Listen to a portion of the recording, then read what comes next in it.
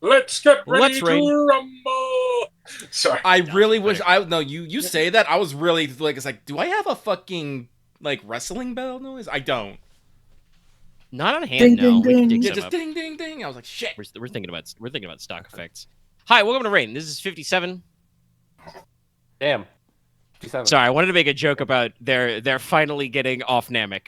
No, Lorelei Rock has been that long. We were doing the math, and it's going to be like 3 sessions total because there was like a half session, there was 2 sessions of fighting. This is going to be probably another like quarter Half or and half half. of a session to do the other stuff. So it's not really that long compared to like some of the. You guys were in the festival for forever. The prologue took 5 sessions, I think. Forever Festival. Sometimes I think we were just filling Forever it out. but Fez. For Fez. It just Fire turns out I Fest. think. No, wait. Hold on. Sir. Nope. Go back. Go on, X. It just turns out we just kind of go long on stuff, or maybe we just end up. Well, with the I- prologue, we were I- kind of new to the character. Okay, I'm gonna so- cut both yes, of you all I off think- because we don't really need to explain this, and this is one of the reasons why things take so long. So please let us This actually. All is right, also fair enough. true. All right, next So thing. technically, speaking about clearing the things, you guys didn't even get into Chamber 5. Right. we should go look So at that. you guys are basically in the corridor between 4 and 5, which 4 is kind of a big long forked chamber. Some of you are bloody. If you guys didn't remember, make sure to knock off half your shock damage again for finishing a fight. because we're gonna do the You guys were taking healing any damage. check. We're gonna do the healing checks Take now, damage. so that because Dallas Yeah. was not. So Dallas was like brain cooked at the time. Well, I so think it was, we did actually talk I about this can't last do time. any There healing was checks no because healing checks to be The made. only 2 people that were damaged, I've already done healing checks on. Oh, okay. I believe he has fed them both a potion and a heal check, which is why 2 sessions ago I did say, "Oh wow, geez, blowing your healing roll already." I brought it up. No, I warned you. I maintain that was the right thing to do because now we have no I enemies. mean, probably in front of us. Konrad did have killing in the head at the time, but still, it is one of them Yeah. factors. Anyway, the men, You'll feel it with the X handful of men with factor. you probably This will let not- out a brief huzzah. Ah, Hip hip. Huzzah! Hip hip. Huzzah. Hip hip. Ah. And I think we're Victory gonna screech. simplify the cleanup part so that you guys don't have to speaking of moving things along, don't have to spend any time thinking about it. Your dozen or so guys now are going to handle policing all the bodies outside Cool. to be disposed of. They'll just handle that. Is By there having- anything before going on to Chamber 5 we want to talk about? You guys did just have a very yes. intense combat. Sorry. Inos is going to go over to Aurelia, kind of just hold out his hand for his ring. Yeah. But then, I don't think she even would have like put it on, so yeah. no. Did she bring gloves? So yeah, she probably just like palmed it. Yeah. But then, he's going to look at her, look at the sword, look back at her, the Chorus sword specifically, and say in a neutral tone, I should say specifically, he's not trying to be, Enos is not trying to be, harsh or criticizing in this. It's all like, Enos is going to ask, acquired a new sword, have you? She kind of like holds it up into the scant light there is. It appears to be as, brilliantly red as it was before. Mm-hmm. I think I said before it's like 7 branched. She kind of like looks at it. This is, enough time for she did actually successfully cast Heart-Seeking Blade on it. Mm-hmm. So that enchantment kind of wears away. But, she kind of holds up the balance a little and looks at it and says,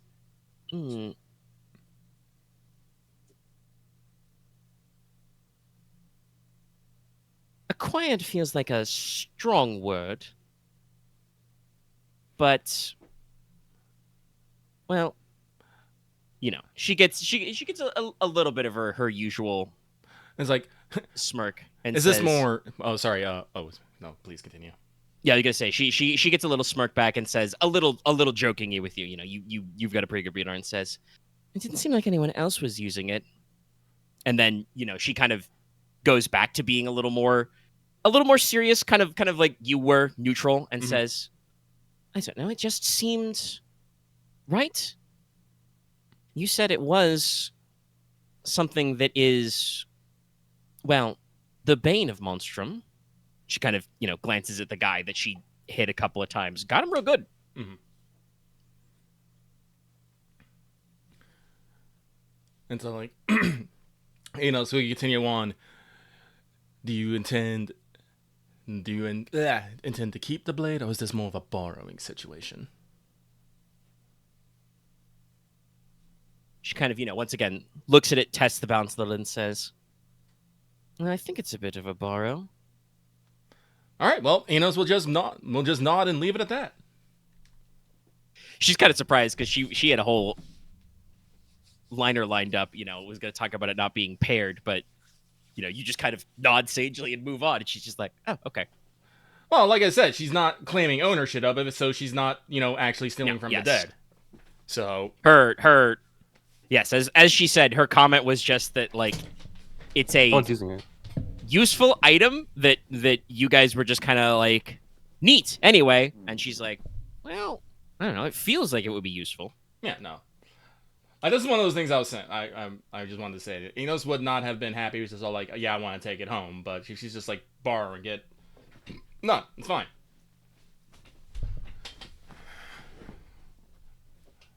Inos sees all. That's a lie. Inos sees very little. Eno likes to act she'll as he's kind all. of tuck it back into her pack after that. Mm-hmm. I'll probably ask for it before we leave so I can go take a lore nap with it, but for right now. Okay. We can tell we're leaving. Yeah. She's got it in her bag, so. Oh, yeah. You guys head back into Chamber 5. Woo!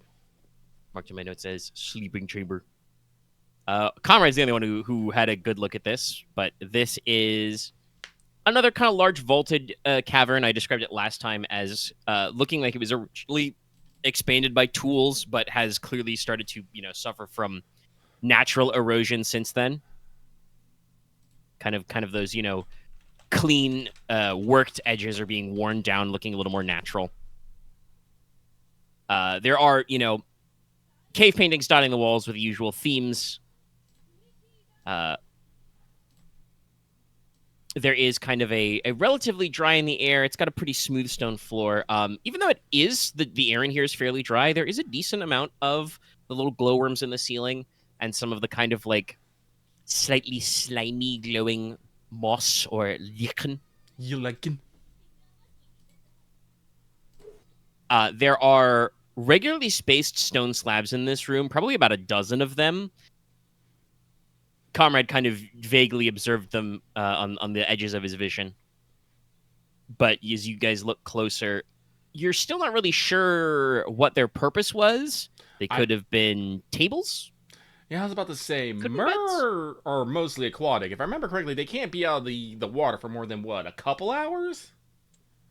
I think it's 3, yeah, before they start taking penalties. Yeah, so... Maybe these monsters are weird. No, that probably means that this chamber... Like, if I had to guess, this chamber might have been more for... visitors? Guests? Maybe? I don't know. Yeah, Some I kind of was social scared. function, perhaps? Social function. Like, I don't, like... honestly, I don't, like, I do not know if mer are the, I forget. Physically... For the mer. I'm just imagining a social function for the fucking... No. Once again, I would like to remind you, sea devils, not intelligent. Yeah. Yeah, no.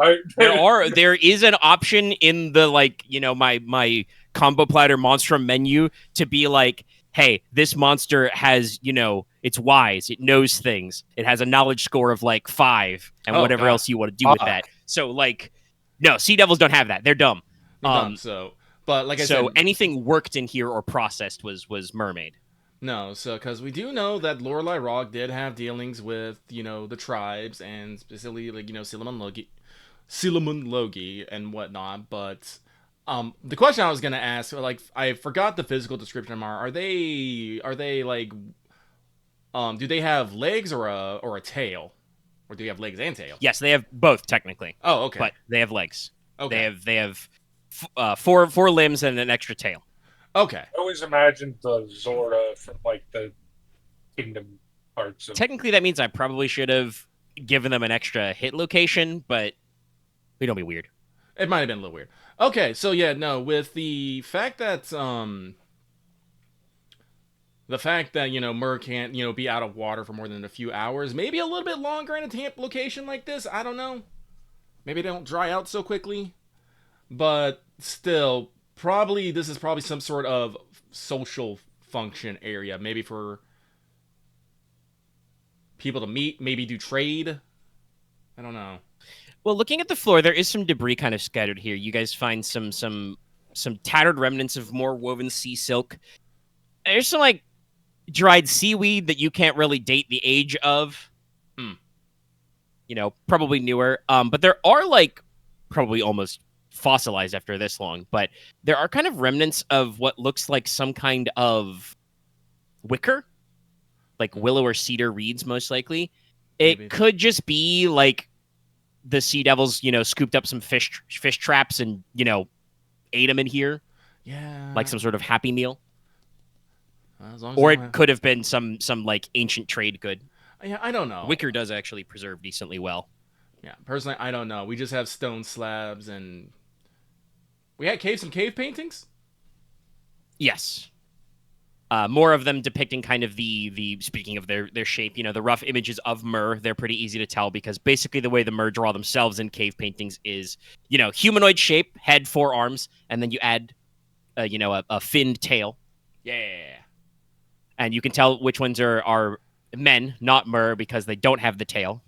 There are probably also some depictions of various sea creatures and even some land creatures, as you've noticed. Kind of. I said this room's kind of domed. It's kind of lozenge shaped, I think is the word I'm looking for. It's an oval, not a perfectly round structure. But probably like kind of like, a spanning mural on the walls and ceiling there.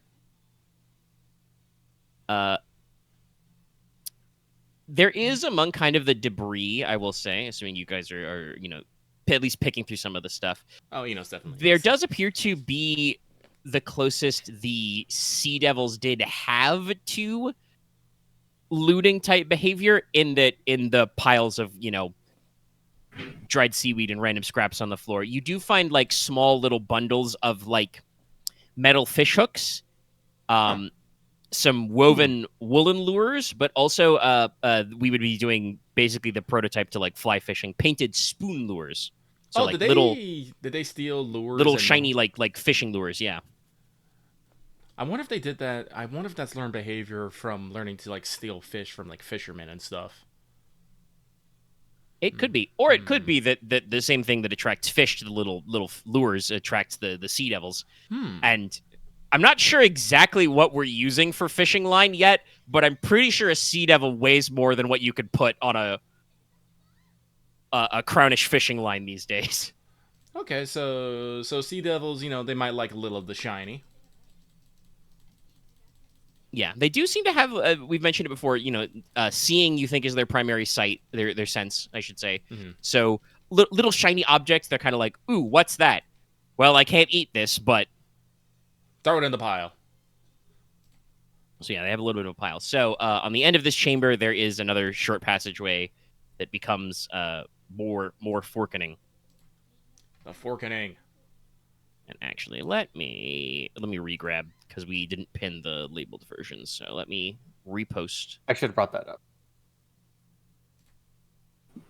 The labels, just because it doesn't actually matter, but as humans who determine patterns, you guys may decide you want to go in the order in which the labels are labeled.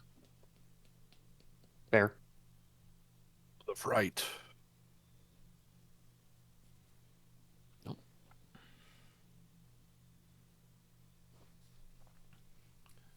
To Discord. Drop. We did pin the damage silhouette, so we can now finally remember. And hopefully tell our lefts from our rights. Well, there's Lucky's problem. Good. That's not happening with me. Nope.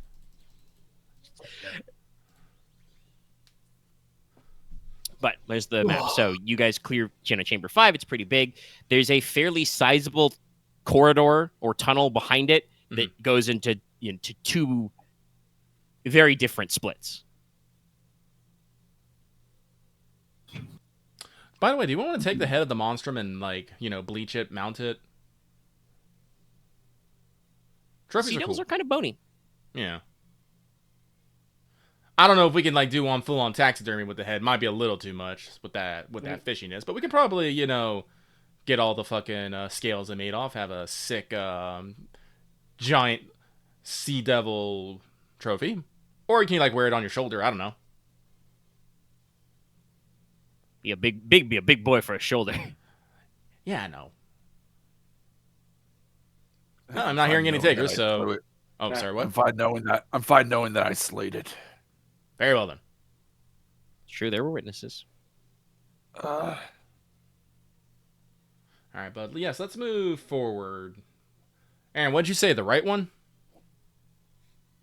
I just joked about the rule of right. Oh, the which rule is of right. what my Friday D&D game usually used to go through dungeons. Always keep your hand on. I mean, the right that wall. does also lead to number 6. So, yeah, sure. Let's go. Let's head right. all right. So basically, you guys go behind Chamber 5. You eventually hit a fork. At the section of the fork, yeah, I'll give it to you for free. I don't know. You guys need to roll scrutinize.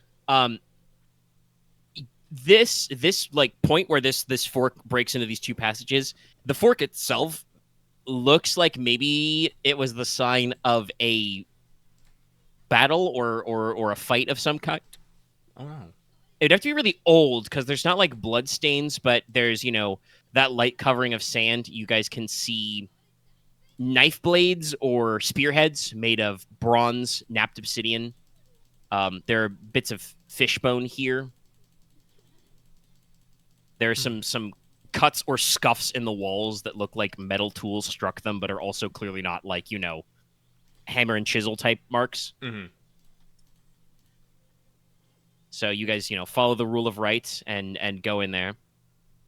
And you enter into a relatively short fork, relatively short, corridor from the fork, and a honestly not super large chamber, but it's very rounded.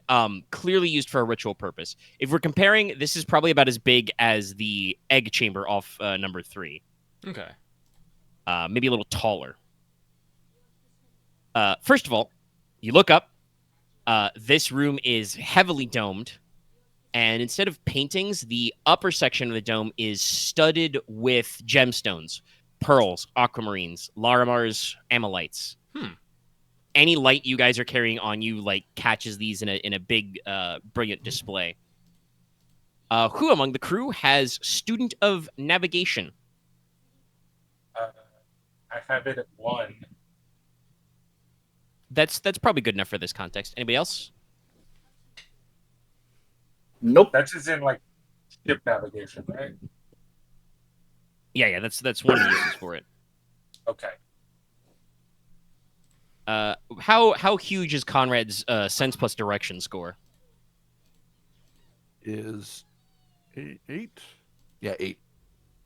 Okay. It's direction 3. So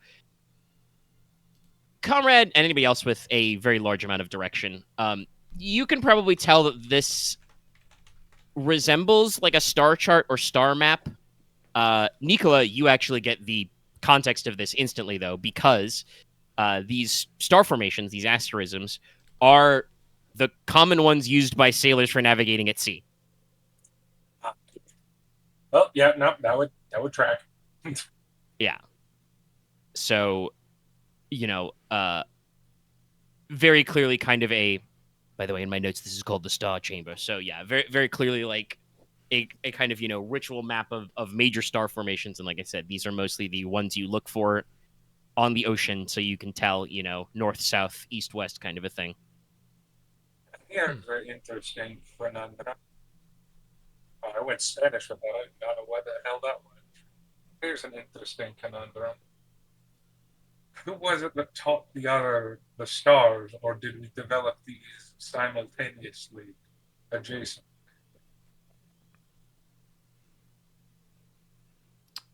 Well, Stars are the domain of Hydrus.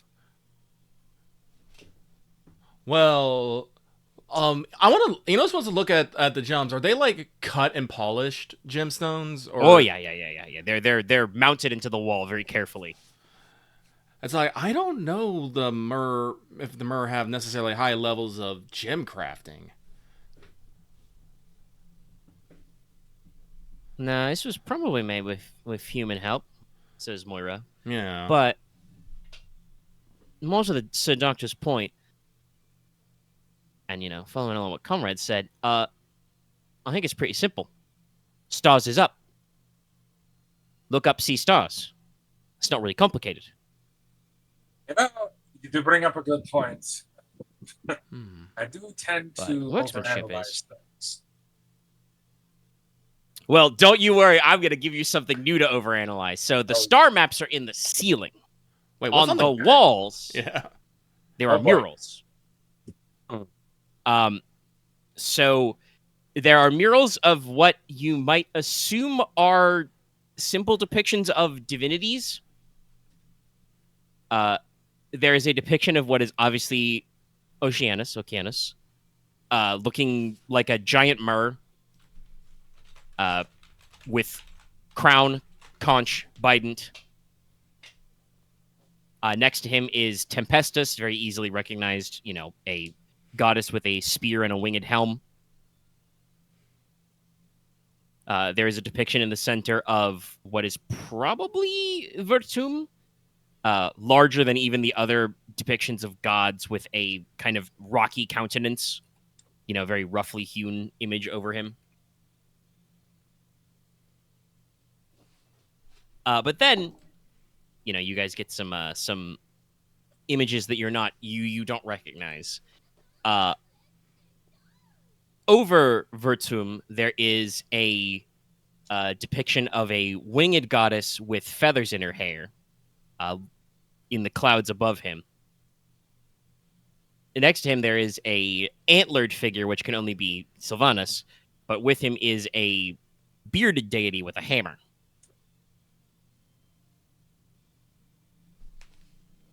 Kind of forms like a unit of 6. Virtum and the unnamed goddess in the middle, and then on one side you've got Sylvanas and other guy, and the other you've got Oceanus and Tempestus.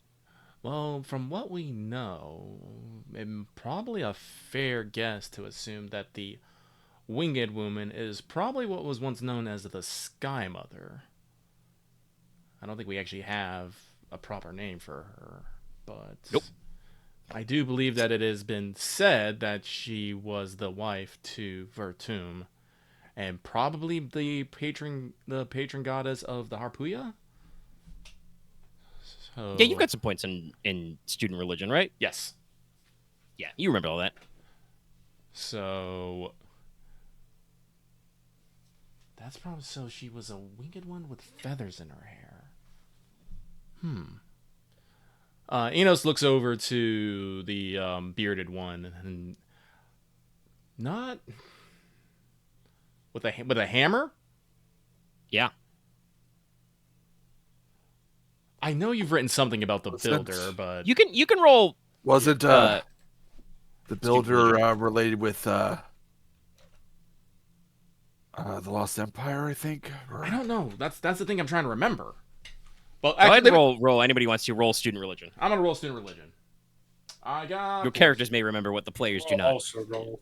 Does Yeah. Leslok just know? Well, I was saying in character. Yeah, I so. mean, no, you would, Yeah. because there's no Oh, don't ask. exact in character document that corresponds to this knowledge. Oh, okay. You get 7s. Seven. Conrad's got some 4s, 3 4s. This has also got 2 4s. I almost said Nicola in a funny way, but that funny way would have just ended up being Nicholas. I'm just like, wait. That doesn't work as a gag.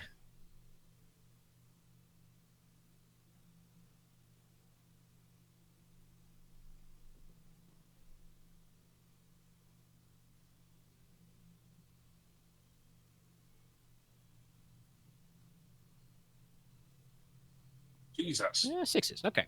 So all of you remember your basic precepts. You've skimmed the Septascript, some of you more recently than others, and kind of remember the general structure and can recall various tales of folklore. Yes, Konrad managed to remember the epithet, at least, of the deity that supposedly once upon a time Sylvanus, the Wood Lord, had a twin, the Builder, the god of roads, bricks, and crafts, possibly arts. The Builder was associated with a kindred who are lost, the Dviorg, who were said to be, the cousins of the Fae, dwelled in the deep places of the world, big on bridges and doors, funnily enough. Did they happen to make any giant brass automatons? Unknown. For personal reasons? Okay, fair enough. Good guess, but yeah, you guys don't know.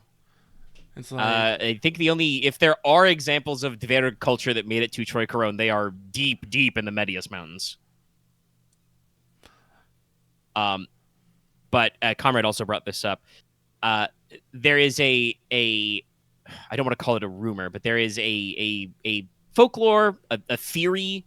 The religion of the Lost Empire was based around the idea, the philosophy, which also may have been the same as their patron god, of Logos.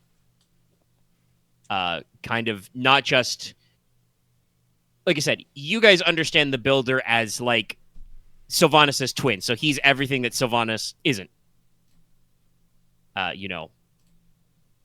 But the Empire, the Imperials, Logos was not just the god of like roads, buildings, structures, but also the god of basically what you would call machines, mechanical processes, possibly the concept of time itself, as in the constant ticking of time. It is generally accepted that those two things are probably the same. That Logos is the Builder's name, but there's nobody around to ask to be sure, so.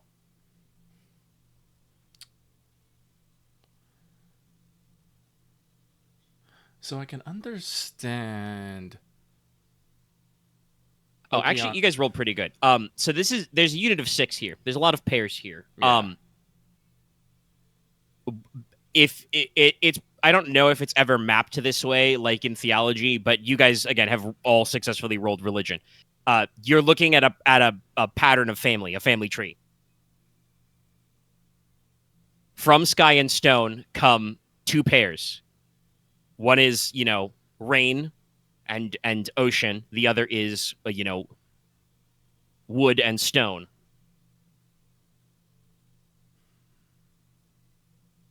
So that would technically mean that Sylvanus is also related to Okeanos and etc. Or rather, Okeanos would be related not just to Tempestus, but also to Sylvanus and the Builder. I will make sure to remember this for when we have probably historical talks with the people of the valley. They did say stone and sky a lot. Anyway, guess what? It's behind you. Gasp. You turn around. You look at the mirror on the opposite side. Instead of a unit of 6, there is a unit of 3. There's also something in the middle of this room, but we didn't get that far yet. To clarify, it's not an empty room. There's other stuff. But there is a mural opposite the 6, which is the 3-fold. This one is probably a little wilder. So in the middle, there is a horned goddess drawn with a mouthful of shark teeth. And this one, you can guess is probably the Myr's interpretation of Dea Tacita. Yeah, it makes sense. Yeah. But standing opposite her, one on each side, or next to her, I should say, on either opposite sides, there are 2 smaller, you would assume lesser generations of goddess figures. One do you think is Chilone? And yes, it should be One because it was like Greek originally. That one is positioned opposite Tempestus, and she's carrying an axe and has a crown of ice. The other one is, I'm going to go straight up tell you, don't bother rolling religion for this last one. You guys have no cultural frame of reference for this. There's a depiction of a goddess who appears to have 6 arms.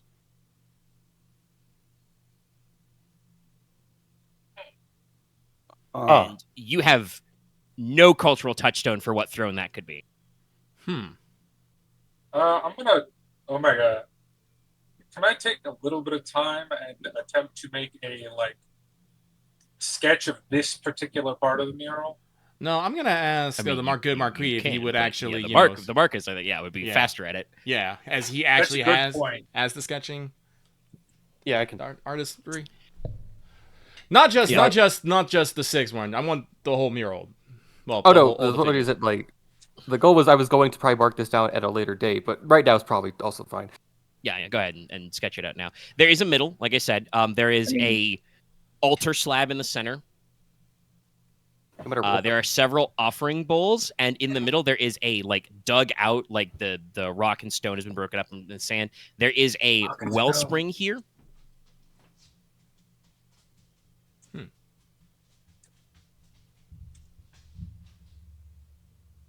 Would anyone like to examine the spring closer?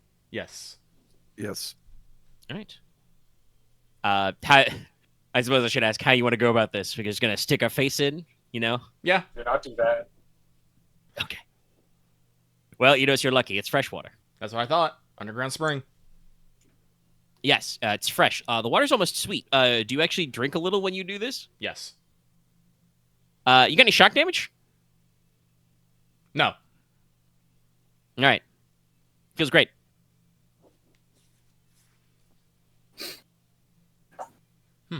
Konrad, you said you were also gonna look closer at it. How will you? Konrad does have.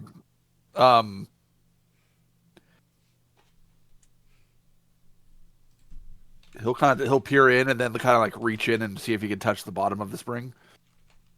Yeah, it's a little. It's dug and it looks like the water's filtering up naturally through the sand. But yeah, you can touch the bottom. And then he'll sip the water. Okay. Yes, you take a sip. Konrad does have shock damage. Yeah. When you sip this water, you heal 1 shock in all hit locations. As I said before, the water is not just fresh, but it is almost sweet. It's very pure. Okay. Kind of reminds me of the spring on the mountain. Wonder if most mountains that are connected to the ley lines to have a spring then. Could be. Don't know, but if ley lines can have negative effects on locales, Inos kind of looks back towards where the encampment is. They probably might also have other benefits, as maybe positive ones as well. Actually, who has the Aetherlabe? I do. The Marquess does, though. His hands are busy sketching. Well, I will grab I'd probably pull it out of his bag. Yeah. Inos will just be like, pardon me, Marquess, just rifle through his stuff, pull it out. I'm going to take 2 small vials of the spring water. And then this does not seem to remarkably depreciate the spring size. Mm-hmm. It's one is for me to study and one is for the professor to study. The spring, is there you said there was sand on the floor? Yes, yeah. It kind of looks like somebody kind of took a tool to it, and broke up the stone, and it sandy bottomed. Yeah. Okay, Konrad would probably push some of the sand aside with a foot to see if there's any sort of floor underneath. But if you said it was broken up, it probably goes down into more and more packed sand. There might be some rock in it eventually, but it seems like it's and you have plenty of student wilderness, I think. So it seems like this is kind of the kind of spring where because water can permeate sand, it can filter up.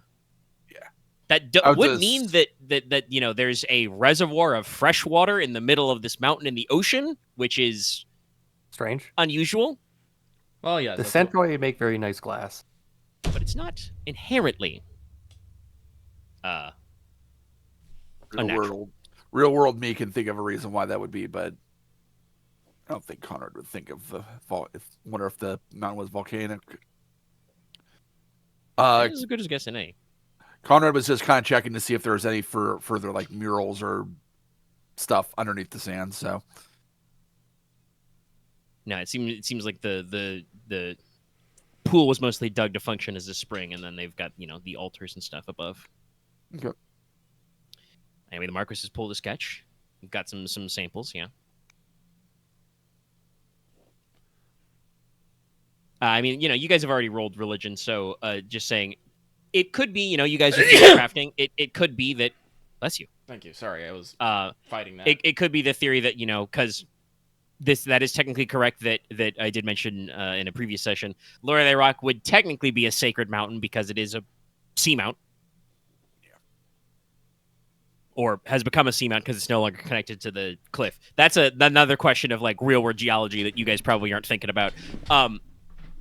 But functionally, it's a mountain. A rock that is holy.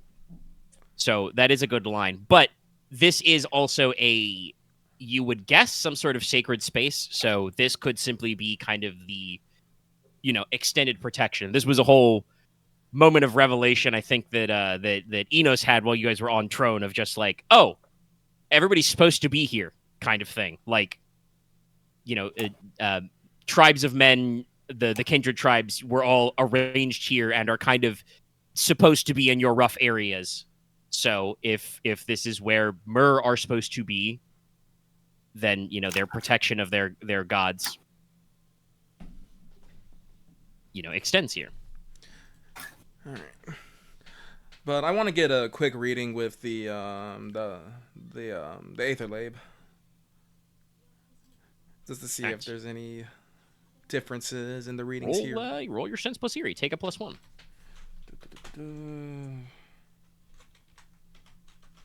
At the roll, you fool! No. Polly? Save yourself. Yeah. Got it.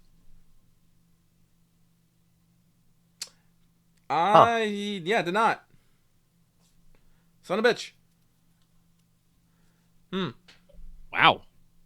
What were you? You can't get any clear readings on the Aether Lab. There does appear to be like some ambient aether, but the needle kind of like wiggles back and forth to other sources. One of them might be towards the egg chamber, like roughly as the crow flies underground. That analogy doesn't really work.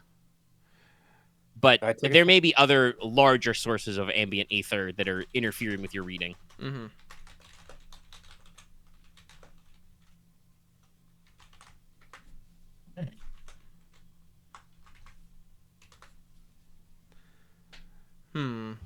Inos will just, softly hum to himself and, just once again wrestle around with the Marquess packs as he puts the astrolabe back.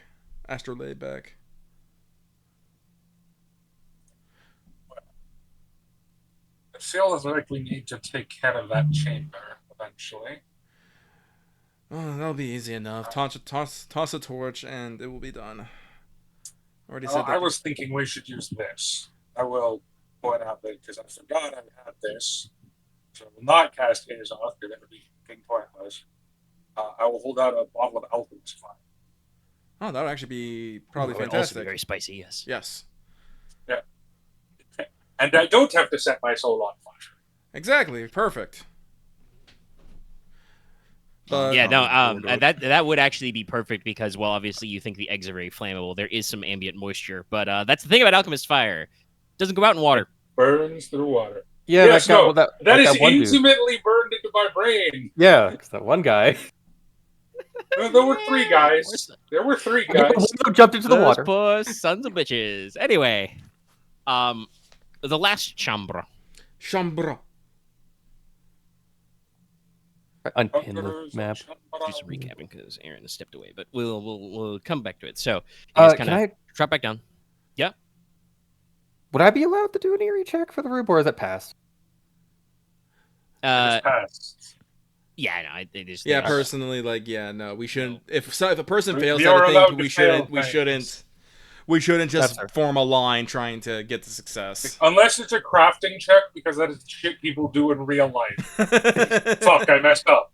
Alright, I'm gonna try again. I broke. Fuck, I messed up. My nails and strips didn't come out right. Start again. Yeah. Or Yeah. like searching for an object in a room. It's like, I don't know where it is. Let me try. I can't fucking find it. Let me try. That is also actually having done some of that over the past week. Yes, that also is Oh, true. God, Of like, well, yes. I didn't find this thing. Let's As start long as again. you know it's in there, you definitely will look 30 times and find it eventually. But yeah, no, there's no more to be gained about that one. So Yeah, it's why I had to ask. you guys start trotting back down to Chamber 7. The way this one is kind of set up is that it's you've got another longer path that kind of goes up and curves around a little, kind of coils in on itself. You've been kind of going like I want to say as you've been going deeper, funnily enough, you have been going up mostly, not down. Interesting. Like it seems like the caves kind of started like lower down towards sea level, and then were dug up. There were some areas that were dips, but you kind of like step up to get out of Chamber 1, for instance, which is all like mostly flooded, and then it kind of like oscillates, up and down. But especially going into like 5 and then up into 6 and 7, it's mostly going kind of uphill. But as you start going up, the ambient light in this tunnel is higher than normal. There are glowworms in the ceiling, but there also just seems to be kind of like a ambient light effect. The tunnel also gets a little wider. Okay. This is important because the first thing you come to is that, kind of before you reach the final bend to actually see what sort of chamber is up this way, the passage is blocked by the standing skeletal remains of a rank of merfolk warriors. Oh shit. There are 4 of them, you would say. They are standing tightly packed, shoulder to shoulder. They have glaives or spears with crystal or coral heads, the bases of which are kind of like planted into the ground, into the sand. Their bodies are clad in armor of what looks like shark leather, with bronze scales over the front, which are kind of like have that very classic, bluish green patina of bronze. They're wearing helmets, which are again of bronze but decorated with sections of whalebone.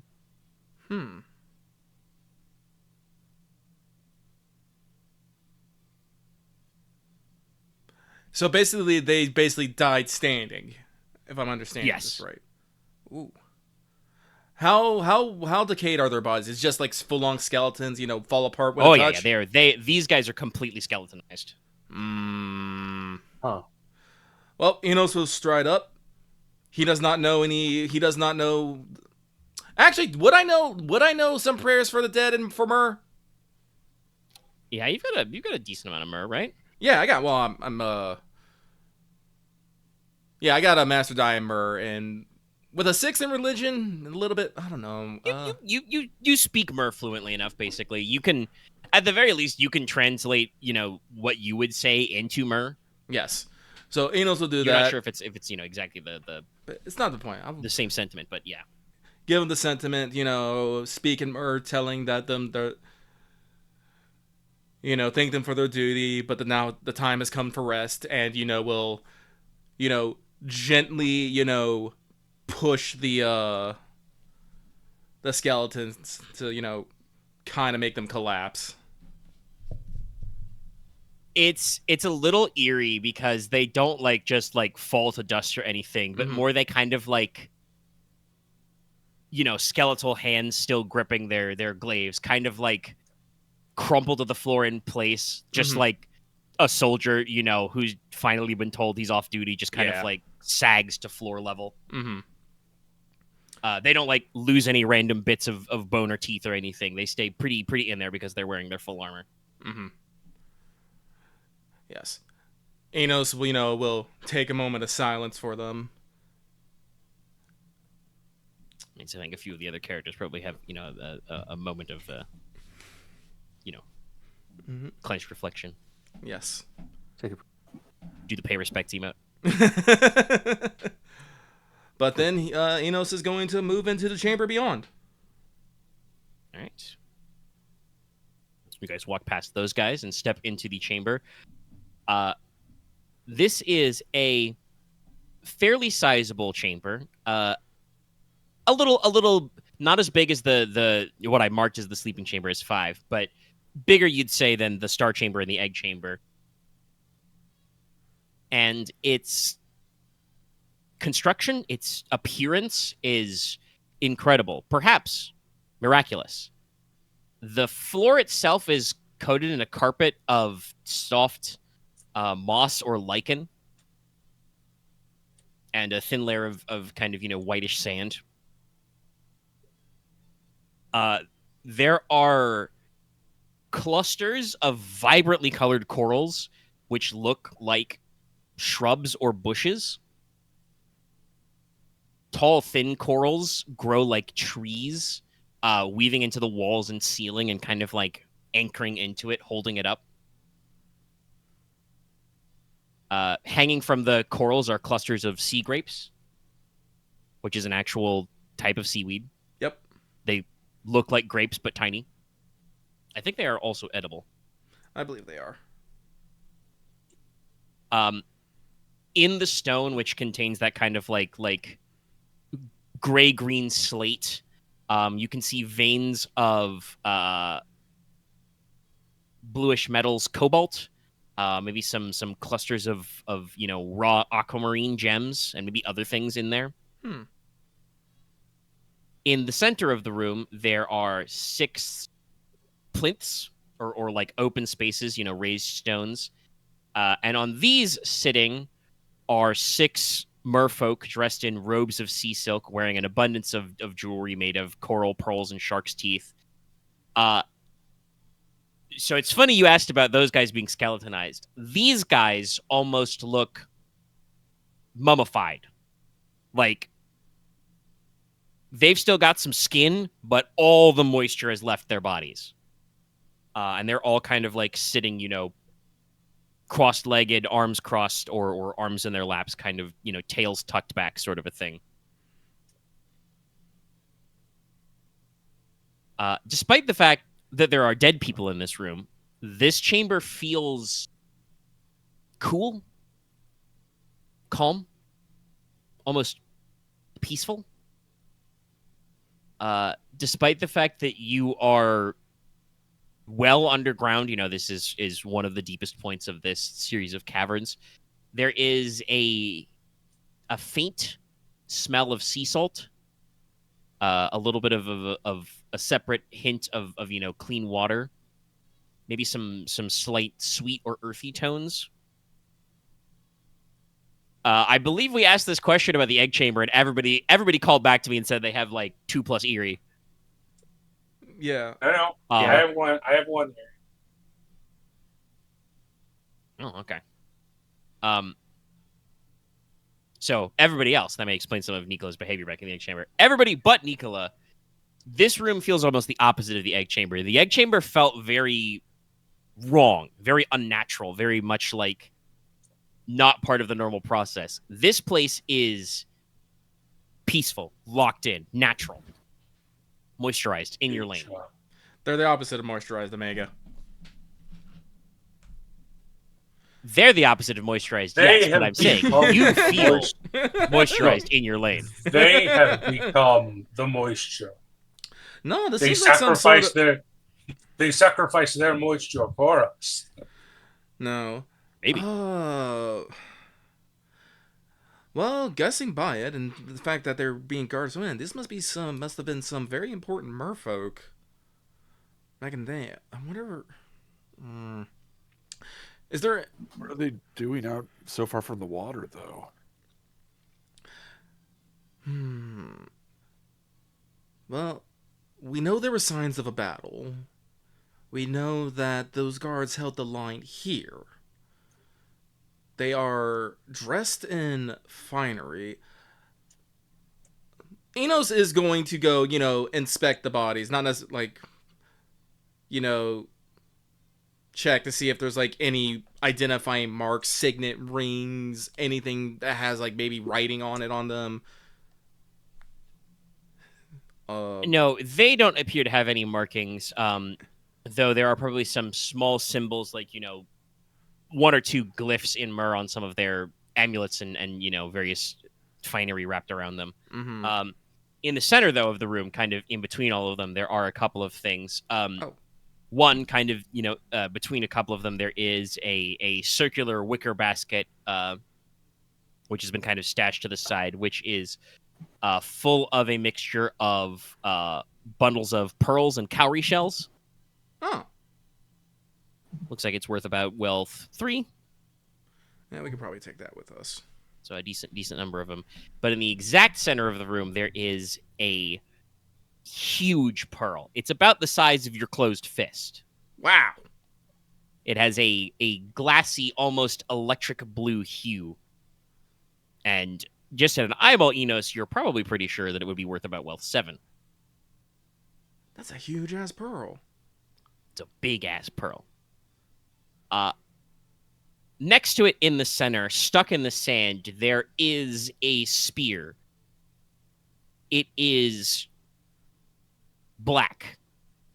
It looks like it's made or was whittled from bone or teeth. Huh. Huh. You can't imagine a creature that would be big enough to make a full-sized spear with +1 in killing size damage.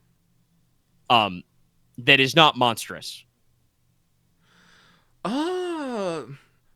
Well, if people don't mind, I'd like to start casting some spells on the strange objects. There are also some stacked and preserved clay tablets. Ooh, perfect. I'm also gonna want to go through those. But let me double check the Look, That will you do the spell work. Possibly take you longer than spelling. I'll go. Enos, you do the spell work. I'll look at the tablets. Are you fluent in myrrh? Are they written in myrrh? Yeah, they're myrrh tablets. I will go for Marquis, the you go look at the tablets. Yes, he speaks some myrrh. But yes, let me. How do I telling Nicola he could tell me what I could do is a teleconversation I don't need to have.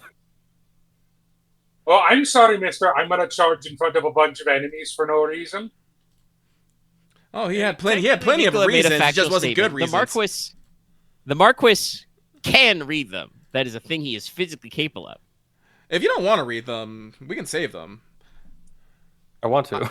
Then read them and stop bitching. Logesh is going to inspect the spear, but not pull it out. Just inspect it. Well, no, big-ass Inos is spear. pulling out the spear because he's doing touch the soul on it. Enos, you okay. also learn it's a big ass spear. It's a big. Is it a massive spear? No, I don't think so. It's just it's. Let me actually double check what the category would be. I did say it's width +1 in killing. I think that's a full spear, not a short spear. Let's see. Oh no, that would be a short spear. Okay. Also, I forgot. Touch the soul is a slow 2 cast, so I can actually do this fairly quickly. I thought it had a bit more of a casting time.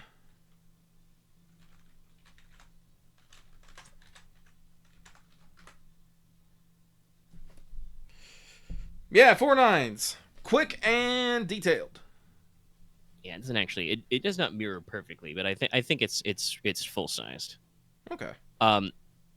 Casting on the spear first. Yes. All right. Yeah, and if it's slow 2, it takes you 10 seconds.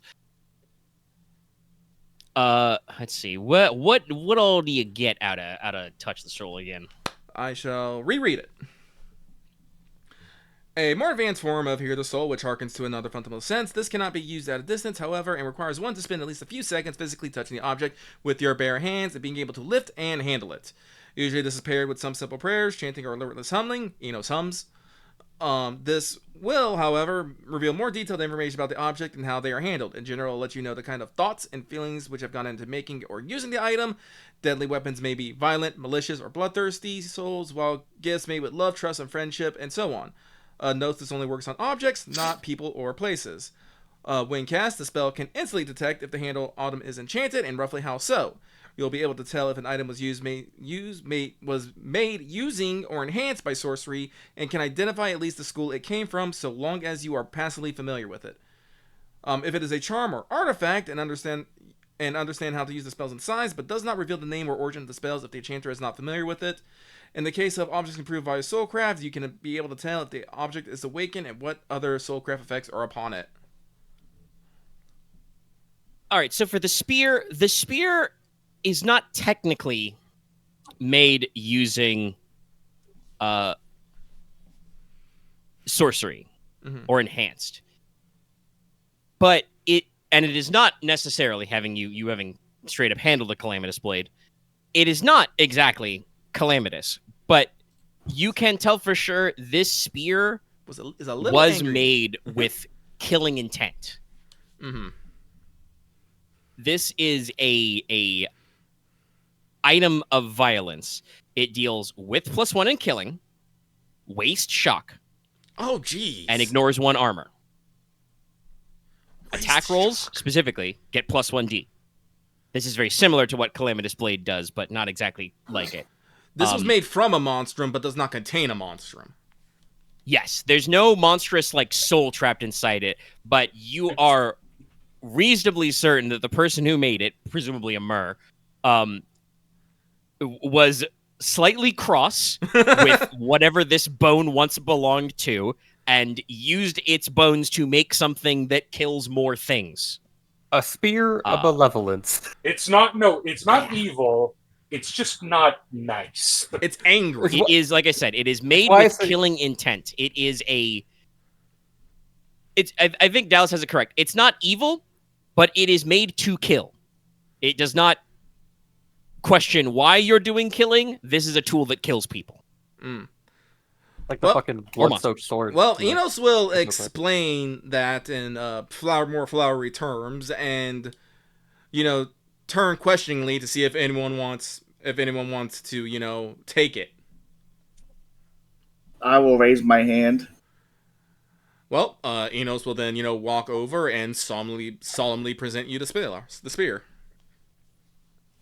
Yeah, thank you. Enos will go It's back heavy, but mean. and cast Touch the Soul on the pearl, just because I'm curious Right. if it's fancy. Omega, would you be able to copy, since you've more than likely noted it down, could you copy paste like the stats or whatever you've written down for this spear, please? Yeah.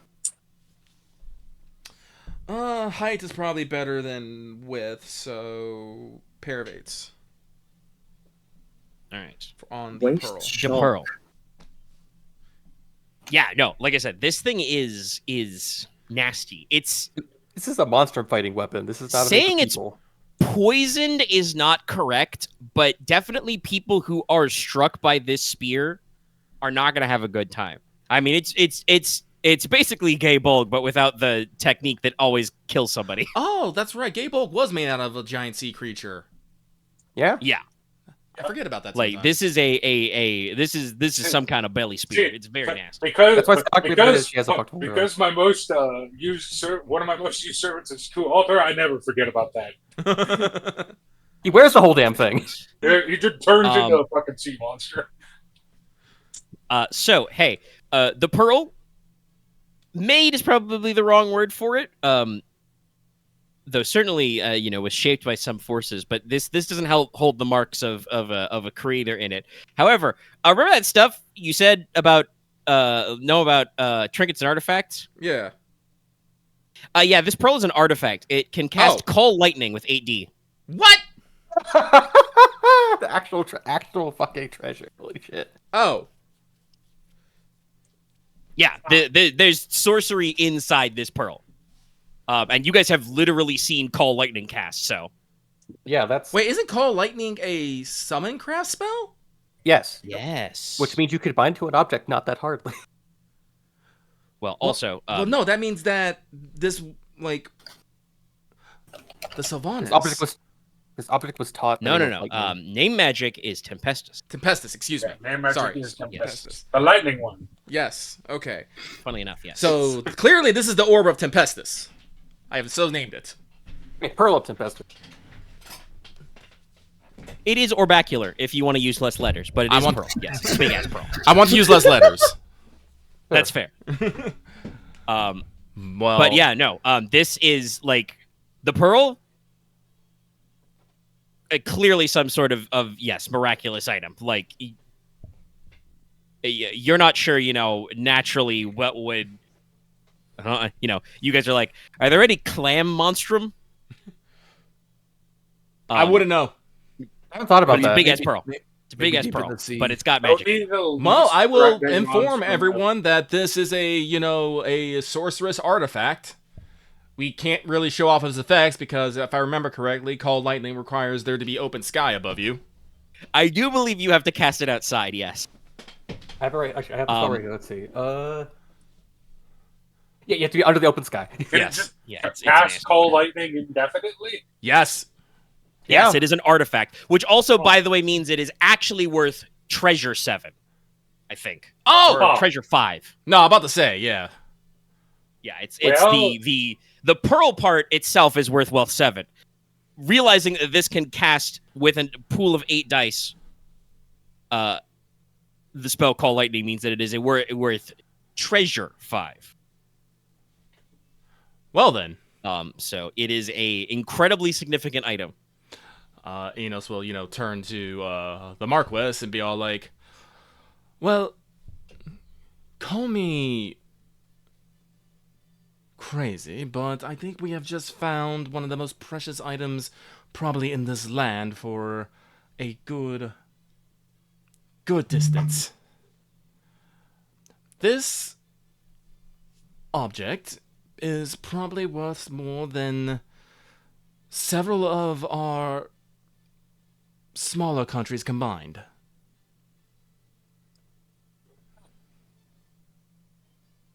Yeah, you guys thought that pin was cool.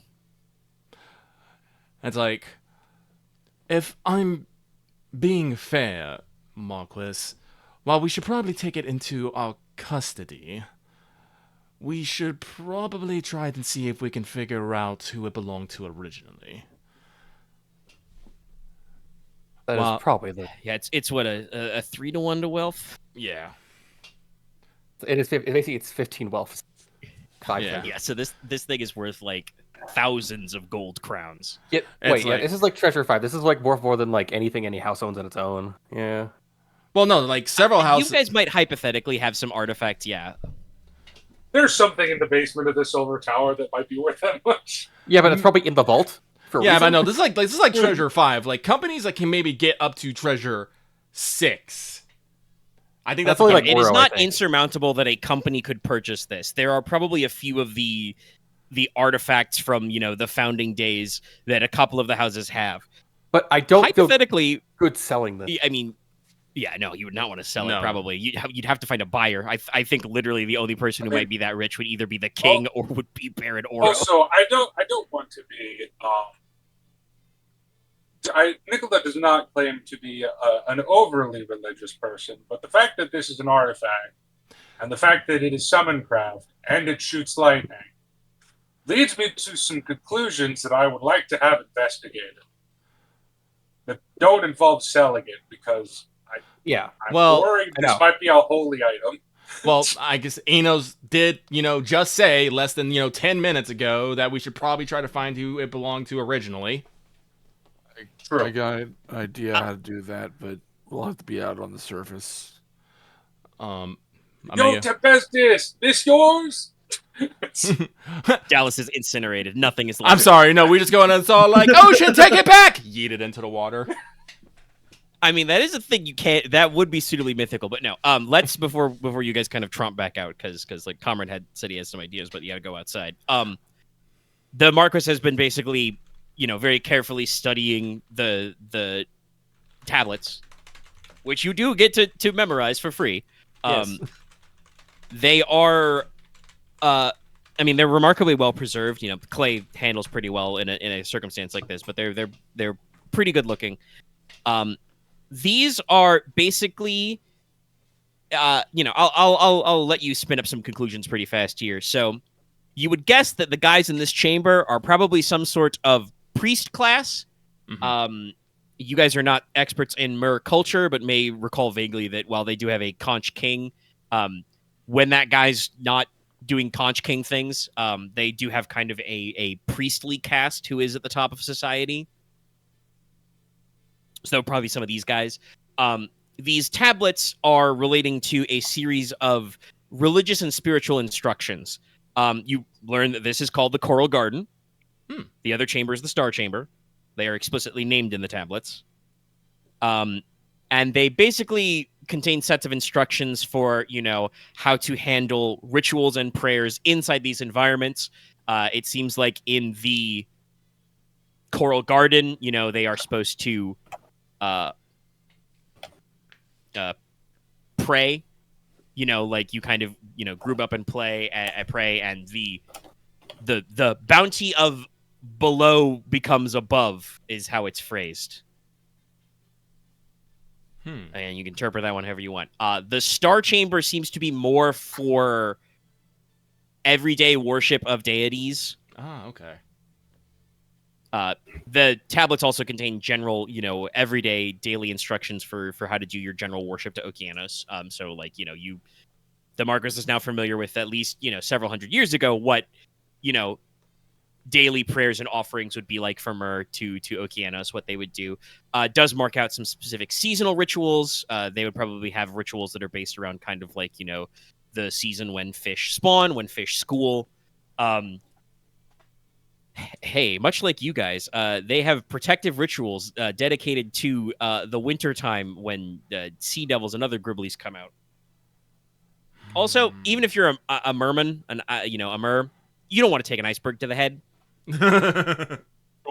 So, you know, cautious of that. They also have, you know, rituals of protection in the summer. You guys are pretty sure that, like, Ketos and other, like, sea monstrum don't really spawn up in Norlon because it gets too cold for them, but these seem to be, you know, kind of one-size-fits-all instructions. They do have kind of, like, you know, provisions so that we are not destroyed by sea monsters type thing. Okay. There are also, you know, kind of at the end, there appear to be some more specific references. You do see several references to a turn of phrase that would translate to the phrase you saw above, prima aqua, the first waters. You're not really sure how that one works, though. Spoilers. You're going to need to translate this out of Mer and then get Nicola to look at it. Because you need... Or Captain Nitoda. You're going to need a wind witch to look at this. Okay, it's anima. Yeah, it's you have student of sorcery, right? Yeah, I have that at 5. Yes, I like. Yeah, you don't need to roll to know that it's. You can't understand because you don't know anything about. Well, you don't. I won't say you don't know anything, but you don't know a lot about anima in specific. But this seems to be something about specifically the relationship that the Mer have with sorcery that seems to be related to this prima aqua thing. So you'll need to do a little translation crunch on that one. But in addition to that, there are some depictions or descriptions of kind of how they would go about their celebration and enactment of friendship and trade with men. Oh, okay. So like, you know, during, I guess probably the best translation would be basically like market days, you know, they would, you know, kind of like swim up above the water, you know, offer a guy a basket, you take a basket in return, kind of a thing, you know, and other depictions of their rituals. It seems like the general time period for this was, you know, following many of our wheels of seasons. The Mer were real keen on this sort of trade in probably spring and autumn. Should actually double check when's good fishing season. Depends on the fish. It's true. Not all animals on Earth have.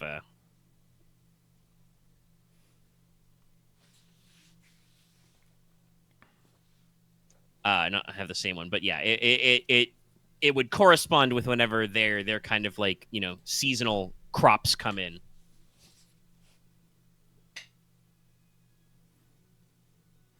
Okay. But yes, that is the tablets. I would like to bring the tablets back with us as well, just for good Yes. reference. We still have the tail. We still have they are clay tablets, so they're probably like a foot or two long wise, but you can get somebody to send for some leather satchels or something. Yeah. Well, we also got the pottery shards and other clay fragments from earlier, and the bit of gold. I don't remember if it was like a full gold silk cape or something, but we got a bit of gold silk to look at. Double check that description. Sea silk or whatever it was. Yeah, it was gold sea silk, but I don't remember if it was just some bits of it or was it an actual full garment piece. Because we're going to be doing some antiquarianism later. Yeah, it was several sections of cloaks, scarves, or wraps of sea silk. So you have cool. several clothing accessories. Excellent. Also, if you in this included, we should say as well, there's handfuls of slightly tarnished, bronze weapons, spearheads, and short swords. Well, Inos probably did get maybe a few samples of that just to study. I did point out that I think Konrad was the one who recognized this with his big blacksmith brain, but they are the spears and the short swords that you found in Chamber 4 were Norlish design, obviously trade goods. Yeah. But okay, so well, we got the basket of pearls and cowrie shells. That's cool. We got that chest of old coin. That's good. We got the pearl. Pearl. Gotta say that. You gotta say that. You gotta say that with. You gotta make that a proper noun. The pearl. We found a literal capital R relic right now. Yeah. The orb. Yeah. The orb. And we got a cool spear. I am not about. I am not about. These guys have been here for who knows how long, and frankly, I am okay just to keep leaving them here until we can maybe notify their next of kin. Yeah, that sounds fair. Inos is already formulating probably a letter to probably the House of Marin to maybe see if he can facilitate some form of communication. I almost feel like I want to Can I try something? I need the pearl for it. I don't see why not. What do you have in mind? You'll see. As Konrad will head Yeah, down right. to the Give it a surf. say. Enos had the I was pearl, into the so ocean. Yes. I think you should all immediately throw it into the ocean. No, he's not doing that. Conrad is going to pretty much set up with his knowledge of religion a impromptu ritual for Okeanos, and go through all the bells and whistles and pretty much dedicate the victory here to Oceanos. Solid. all right. I like it. Nice. You do you. And definitely the pearl is at least at one point going in the ocean, but like Dip. dipping it in the ocean. Yeah, Enos- you probably cup it with a handful of seawater or something. Enos will assist. Also, I will note that during this thing, Konrad is bleeding pretty heavily Why is Konrad bleeding pretty heavily? because he He has does killing damage. 5 killing to torso. Oh. Hey, thing he's stabbed cut him up a few little. times. You guys need Yeah. to So while he's doing the ritual, his blood is also flowing out into the ocean. I think that adds that, honestly. I definitely think It's not that hygienic, but I'm not going to say. actually, yeah. Go ahead and anybody who's observing this, go ahead and roll me scrutinize. I'm rolling scrutinize. I This Wow. is how I'm this not is worried this is about how Konrad gets his shark girl GF right here. Sure. I will say, the men you brought with you also they're sailors, so like again, cult They know some worship of prayers. Okeanos very common, so they are going to like offer some common prayers. Damn. Now let's get the jackpot. He's We got crazy. 3 7s. We both got 3 7s. Come on. I man. did that on 2 scrutinize. Damn, poor Lucky starting out this. So don't worry, take comfort. You've got more letters than these guys have. Stand proud. But yeah, I'm honestly, more it just kind of makes fine sense that minded Enos doesn't using- catch it. You're not really an ocean watcher. No. You also said Oh, you that were makes sick, sense. so you why- probably that does make sense why I do catch it.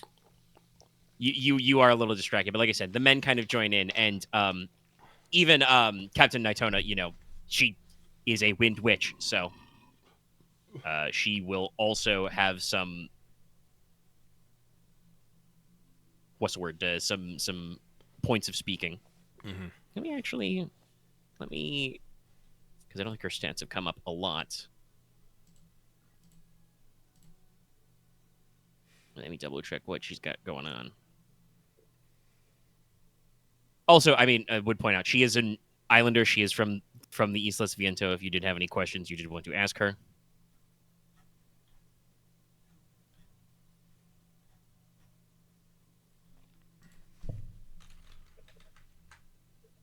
Oh yeah, she's got a couple in student religion.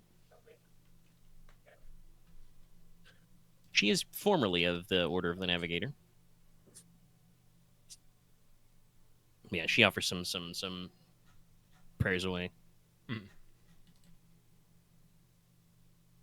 She will also, by the way, remark when you, because the men brought back the devilfish. Actually, did I?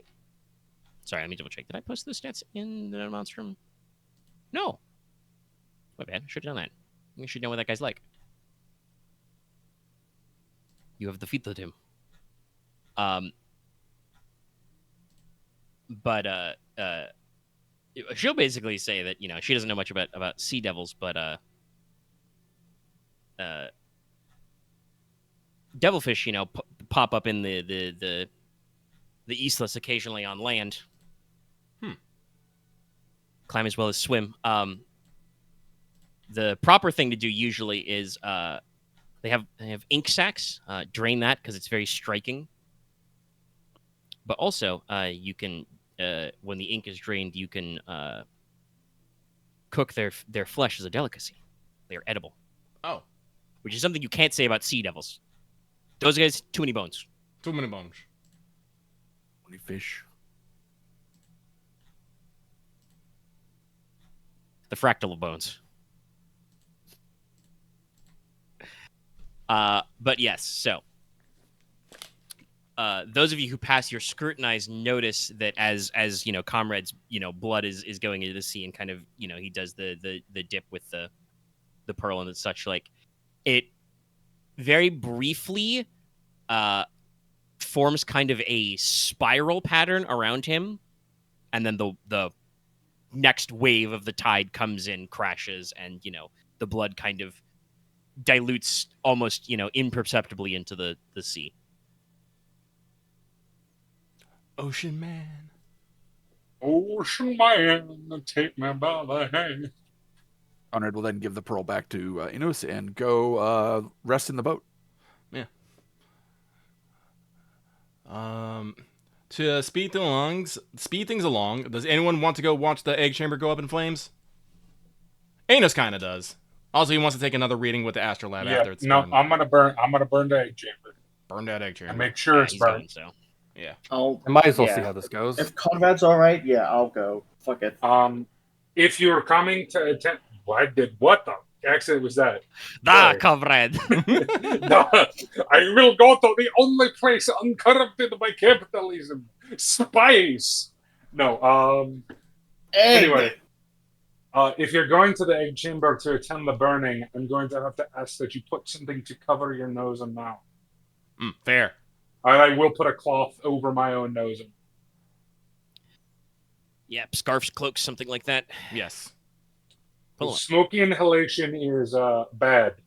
Very true. Especially smoke inhalation of demon eggs. I feel Probably like that's extra bad. Fair. I can't prove it, but I feel like it. Yeah, well, the 10 doesn't matter. But, because Konrad returns to the boat, we get to pass out a little bit of healing. Guess what? You left Alestra on the boat. She's the healer. Yep. So she successfully lays on hands. Thank you.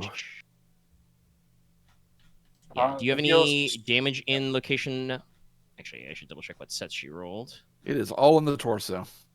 Okay, so she would use the 2 in 5, but since you don't got anything there, it moves to your torso.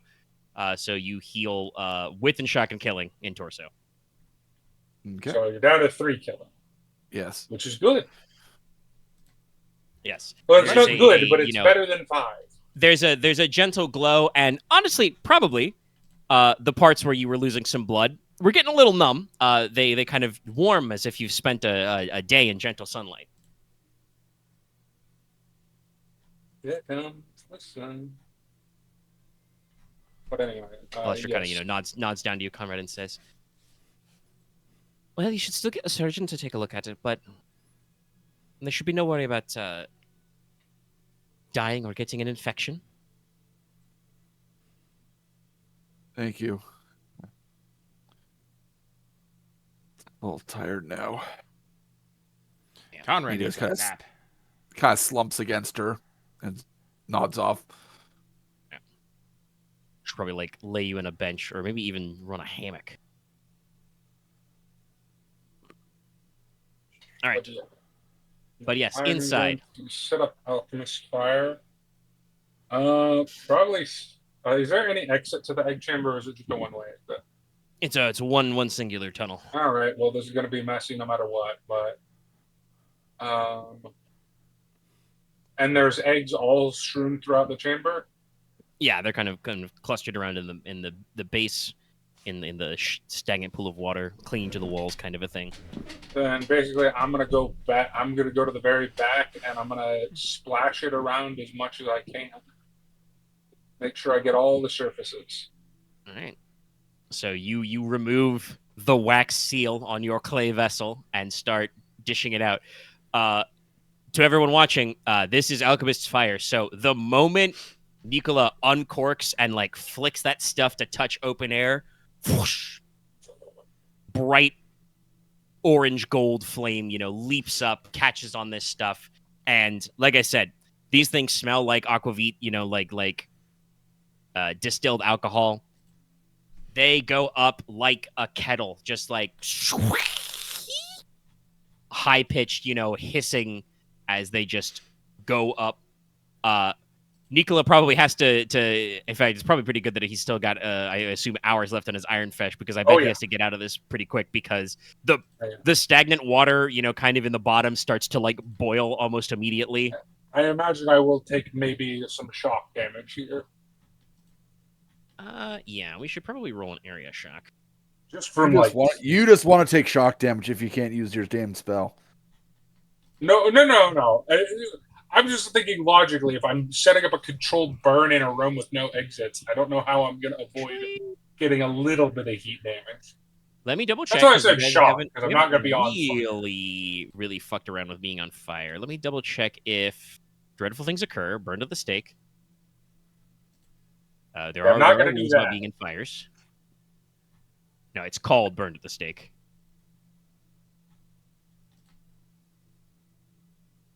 Fires and area attack, small fire. I can't imagine getting anything more than a first degree burn from this, just because I'm going to be in and out and control. All right, I think in this context you still get AR, but if I get AR, then I take that. Well, you might, because we got, like I said, it is actually area dice, so we'll roll 5d10 shock. Okay. Yeah, none of those are in the same location, I think. No, there's 2 and 4. What's your location 4? It's the arm. Is that his magical arm? That would be my magic arm. So I have. No, it isn't. No, it's the left. Oh, that's the left arms. So I still have 3 AR in them. Yeah, he's metal. So, Nicola, you would be burned, but you are still writing your Iron Flesh spell. But yeah, it's hot, it's scalding. You probably do get your robe singed. Whatever you're using for like shoes is probably a little worse for wear. And watching this thing, like I said, is very striking, because the Alchemist Fire is like almost like, as flicked, is like liquid fire, like bright orangey yellow. Splashes on. The color of the eggs as they burn is almost a sickly yellow-white. Ooh. Like very, very hot, very high temp. Like I said, the stagnant water almost immediately starts to boil. The fumes that you get smell like burning alcohol and burnt fish egg. Oh, Inos So, is probably gonna crouch down to maybe miss some of this fucking smoke. Yeah. The vapors go up over your head. That's Smoke covered. eyes. But no, it's nasty. I imagine that burnt fish egg also mostly smells like if you just threw salt and fire. But yeah, Nicola, backs out, slightly smoking. Probably pats himself down to make sure he hasn't caught fire, which he didn't. But the egg chamber goes up entirely. It is a whirling inferno for probably mere minutes, Okay. and then all the fuel and the extra air is sucked up, and just the flames gutter down to very thin patches, streaks on the wall and floor, and then just kind of go out, leaving just streaks of steam and smoke. The cave is now probably very hot and humid and foggy. I bet. Remember leaving as soon as it starts filling up. Well, you want to get one last reading here? Yeah, let me. It's like, I don't know if it will take an instant effect with the eggs gone, but we did just put a lot of purifying fire in the area, so... That's what fire is known for. I'll offer a quick prayer to. My brain just froze. Which one, Dallas? The goddess of fire, Fornaxia. Braxia. Axia. Fernaxia. I wanted to Please. say Pyronaxia, and I knew that wasn't right. Oh, no. That might be a little Please, okay. insulting. All right, so you pull out the aether lab and test it out.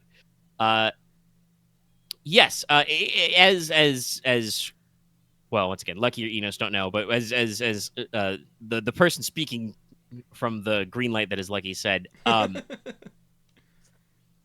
it doesn't seem to be like an instant effect where all the bad juju is gone, but basically you are watching a state where, as you observe the aether lab, the kind of there is a very clear spike of fire aligned ether in the room, because alchemist fire is magical.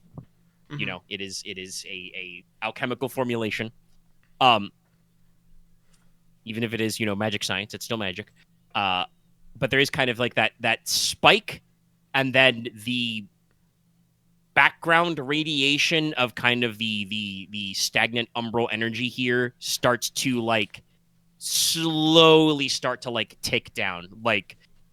You're not sure how long it would take for it to go back to normal.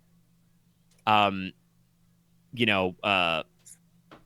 that would be like pure aether, no elemental affinity, or if there would be a natural elemental affinity to this place. Mm-hmm. But you do notice that the needle and the symbols in the background of the aether lab start to rotate back down away from umbral. Okay. Alrighty. Could be days, could be weeks, could be months. Well, Probably not years, because you can perceive it. No, but we should probably do occasional readings here every so often. Also, to make sure that nothing else is moving in. Yeah. Well, I mean, if something friendly wants to move in, I don't see the problem. Or Well, basically yeah, but we- something not a monster. Where about we get there? Yeah.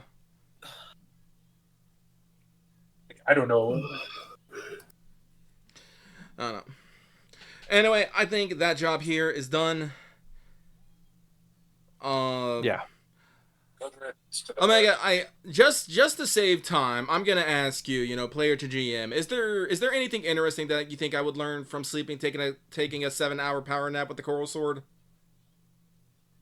Let me since I'm in sorcery, let me recheck Visions of what the sorts Earth. of things you're supposed to get out of that. Because I don't want you to have to go describing a scene when it's not actually gonna be much, and take up more of our time. That's fair. That's fair. It's V, so it's very at the bottom. Okay, yeah, Aren. Clarity and length is based on your roll, so I would probably have you, roll.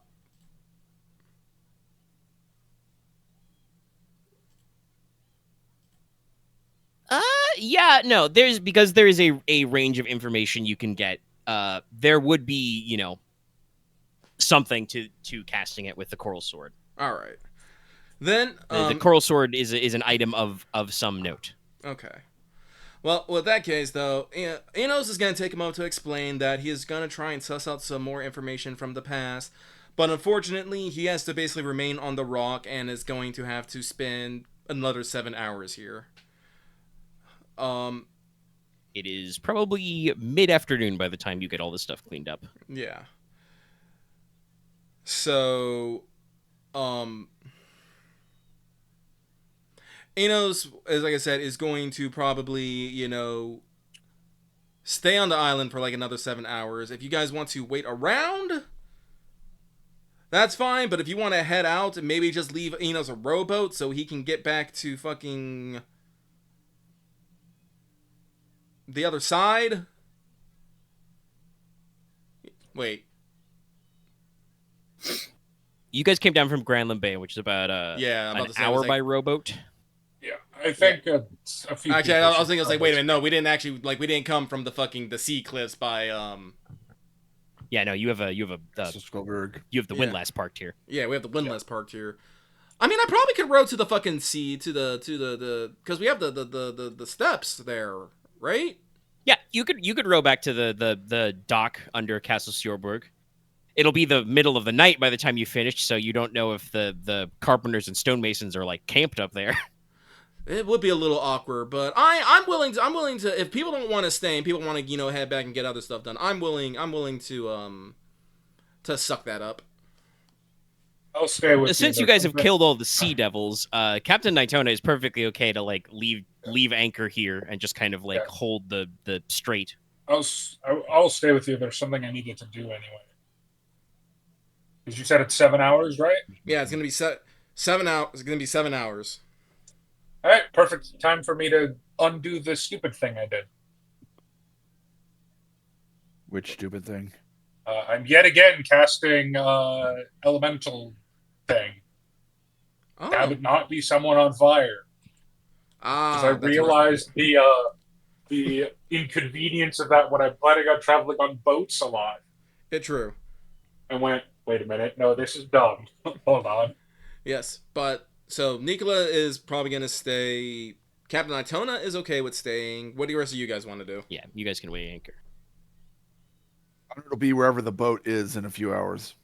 Honestly, Konrad's resting, so yes, he probably does not have much. I should. But get between back, but Alestra I'm and fine Nicola, waiting. I think they would recommend that no matter what, Konrad rest. Honestly, since he's been lay on hands, he's just as good resting on the boat as trying to get him off the boat into a seaside inn. Yeah. I'm just gonna. Guess I'll wait for everyone else to be ready to go. All I'll right, just be on the boat then then. I guess we will. We'll wait it out. I thank you for all your understandings. I know we want to get back, but I want the law. So, Inos is going to return to the top side of Lorelei Rock after he has taken back the coral stone from Aurelia. He will explain to Aurelia the spell that he is about to use and its effects, as it is I think, like I said, he'll also explain that unfortunately it won't be very interesting to watch. He is literally just going to be passed out for 7 hours. Yeah. But he will enter the cairn again. Take up the second sword. Probably like sweep a nice area on the floor, and then just lay down both swords and swords over his chest, hands on his shoulders, and he is going to cast the spell. Because Honestly, Inos, as far as a connoisseur of fine sleeping on rock, the base of the cairn's not too bad. It's dry. There's not really a lot of like dust because there's not like a lot of dead skin or anything to form a dust layer. It's just kind of like a gently little bit of beachy sand, and that's pretty easy to sweep away, and then just slate, baby. Yeah, got the gentle sounds of the ocean nearby. Easy nap. Yeah. But let me For fluff to let just talk about it. in this time period, Alestra and Aurelia are probably going to, as fellow students, confer about what went on there. All right, so it's I intensity have a 3. question. Yes. So let's. And For the- your set does actually matter a little bit. Yes, the more. For the purpose of bonus dice, would you consider alchemy to be handling liquids for enough? And most Some of your spells are certainly liquid based. Yeah, like if you're making a potion or some sort of, I'd totally say so. Yeah. Yeah, Okay, like some of then them aren't like gold needle is a needle, but many of your spells are potion based. Yeah. appropriately enough, I will probably do Let's this. see here. Let me double. I am probably going to go with the pair of 10s, but I think because I think height is what matters here. Would you like? Yes. Would you like? Yes. Clarity and length of the vision is based on height. Yes. Then I will use my master die for a 10. So Yep. 2x10. Logesh takes a deep sigh and sits on his knees No. again. Sorry, no. It's still relatively cold, so my hands are freezing. Oh, okay. You just Try to warm keep All right, them warm. different Yeah, kind of sorry stuff. about All that. right. It's not the season for that kind of role play. But no, yes. So, with 2x10, it does take you 7 hours to go through all this, casting time, etc. But yes, my notes are literally, 2x3 passing short vision of blurred or abstract subjects. 2x10 is a vision lasting multiple minutes with a clearly defined locale. Also, it does, just so everybody knows, you don't need to worry about eating, drinking, or even breathing during this time period. No, I Or was just actually in like stasis. planning on actually like setting up like a fucking a burial site where I could do this and where they just bury me alive. But inside the cairn, So- I think serves this purpose for right now. You've successfully cast. What are you asking as you cast this? What do you want to know? Oh, what do I want to know? Damn it, me. I want to know. Sorry, I have the vagary of it. I'm trying to put it into distinct words. I basically want to know how, why, and when did Selamun receive, these swords, like for their purpose. I'm sorry if I'm being a little vague there, but No, I think I get what your vibe is. yeah. So I will warn you. You're gonna get a little bit, even with 10s, you're gonna get a little bit of vagueness because the spell does note going back farther in the past leads to less distinct. You are looking like 800 or 900 years back. Yes. So you successfully start the process of casting the spell. You pass out. You've got each sword in hand, and you're basically asking, how and oh mother beneath the earth, how and why did Sealman Logi get these bitchin' swords? So you in your mind's eye, as you sleep and as you dream, I do want to say there's probably is the kind of dream filter, like everything's kind of like grayscaled and there's fog in all four corners or all four sides of your vision for some reason. But I imagine you kind of like, you descend into the darkness of sleep. You kind of see the two swords, like you picture them in your mind's eye where you're holding them, and then you're as in the vision, the dream, your body kind of, disappears. You are kind of an ephemeral ghost. The swords kind of like float up, almost like they were floating on water. You first see the iron sword because that's very simple. That vision is short and to the point, but you see a vision of what can only be, in your estimation, Sealman Logi. I believe his description in Codex Gridarvol was, bright blue eyes. I think blonde hair. I don't remember if he was a redhead or a blondie. I don't remember. I think it was Sorry. blonde. Yeah. And kind of like, and it is kind of like again, because you're looking so far back, it is kind of like one of those like artisanal flashback type scenes. Like, there are times when like there's strangely angular, dramatic shadows over his face, you know. Mm-hmm. But basically, you see a picture of a Logi forge. Men hard at work, wearing the sigils of what you would assume are the tribe of the Picts, the house what would be House Wayland. Hammering out the blade, and he kind of picks up the cooling blade, quenches it in water. The water quenching turns to steam, and fills your vision, and then as it retracts, you see a different vision. What can only be Lorelei Rock is in the background. It's again hard to tell because you're literally peering through the fog of ages. Yeah. But there is a ocean below, because you kind of find yourself in the vision. You're standing in a boat, kind of off to the side, watching. Sealmond is in the boat, standing up. It's a little funny because I imagine that like the boat is set up, in water. The shore of Lorelei Rock is probably like a stone's throw, like maybe 15, 20 feet away. But it does seem there's a little bit of formality to this occasion, Mm-hmm. Because kind of like in the water, standing up opposite him, there is a mer. I think is this the... I don't remember. Did you say that Inos actually met some mer during the time skip? Yes. During his travels to Celtic, and some of the boat rides with Lucy, that's how he has met some mer, and that's how he originally picked up their language. So he has seen a mer in person. Yes. So you see a mer standing before. You would guess kind of like by the body shape and proportions, a mermaid. Mm-hmm. She is clad in kind of like a very simple like tunic or shawl of like sea silk with like little coral and bronze danglies on it. Kind of almost more decorative. Mm-hmm. The mer are fairly well insulated in water.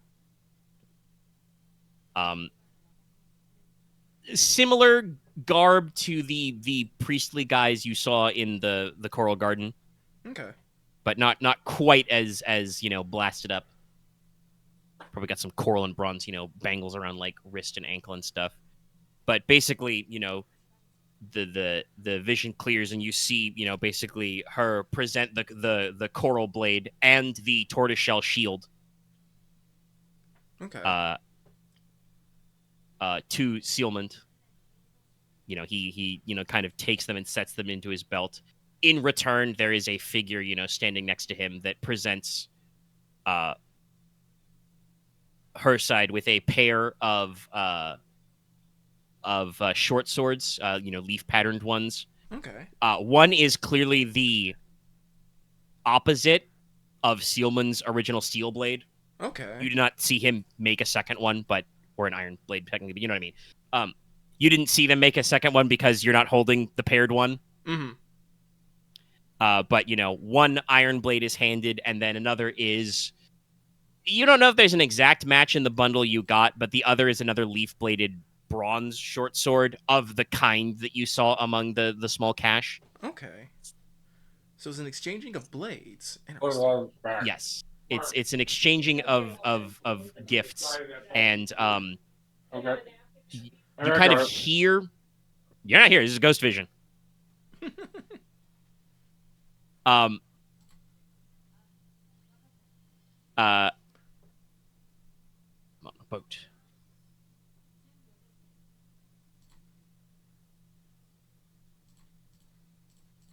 But there's through the power of dreams, you kind of translation convention this because Sealman is speaking, he's speaking Old Crownish with an Old Norlish dialect. It's probably a heavy accent. So there would be a lot of extra vowels and shit if this was written down, kind of a thing. But you can understand basically what he's saying, and he basically says, that this is a formal recognition of our friendship, our alliance. The he calls himself the steward of the Brotherhood of the Wave Riders. Okay. But as that role and Lord of the Coast, he basically explains that once upon a time, it was like 30 or 40 years ago, maybe tops. But when his father, Logi the Torchbearer, became the chief of the tribe of Long Knives, the 100 of the tribe's best fighting men, gave him their blades as a sign of loyalty. So as a sign of mutual loyalty and respect, we exchanged swords. Okay, interesting. From the sea, the mer shall watch. From the coast, the men shall watch. And be friends forevermore. Evermore. Then they die. Well, sorry, I'm just imagining, Greek chorus Nicola back there, and just Greek chorus Dea Tacita just, puts an elbow on your shoulder and says, "Well, that's the impermanence of man. True. All things die, Things return. Anyway, all things yes, go to me. so that's I think where your vision ends, if that sufficiently answered your questions. No, I think it did. So it was an exchange of blades. Okay.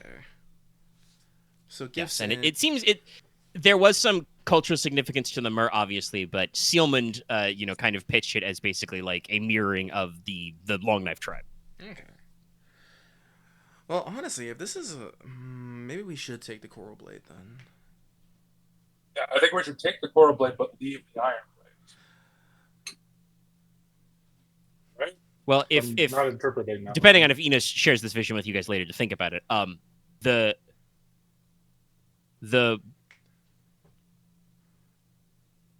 iron blade was Sealman's period.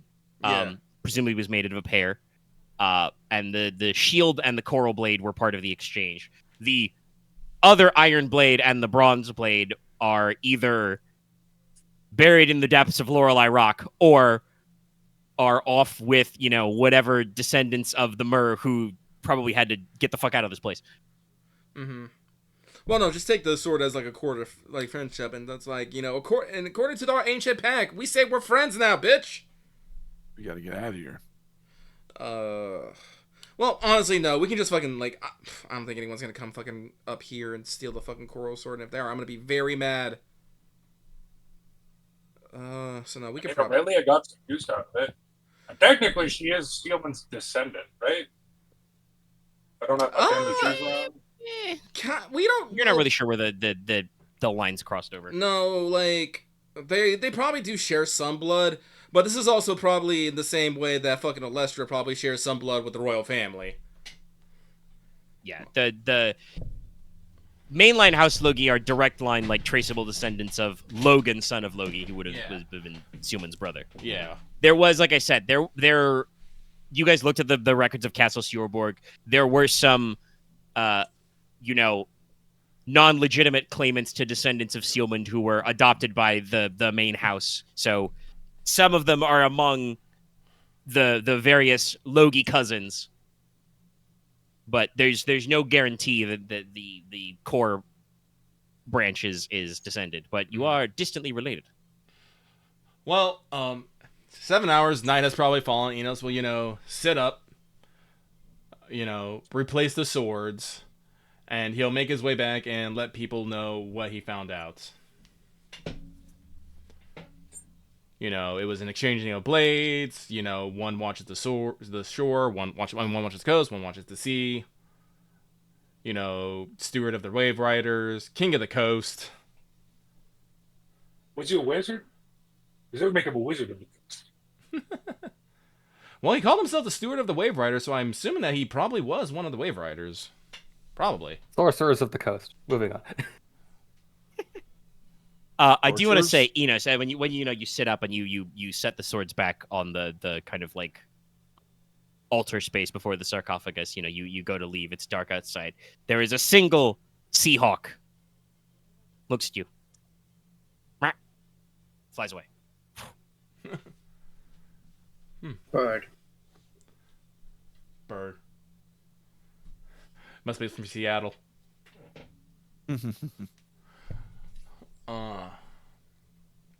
But Inos personally doesn't want to, like, the coral sword might be a good frame of reference of, our, ancient agreement with the Mer.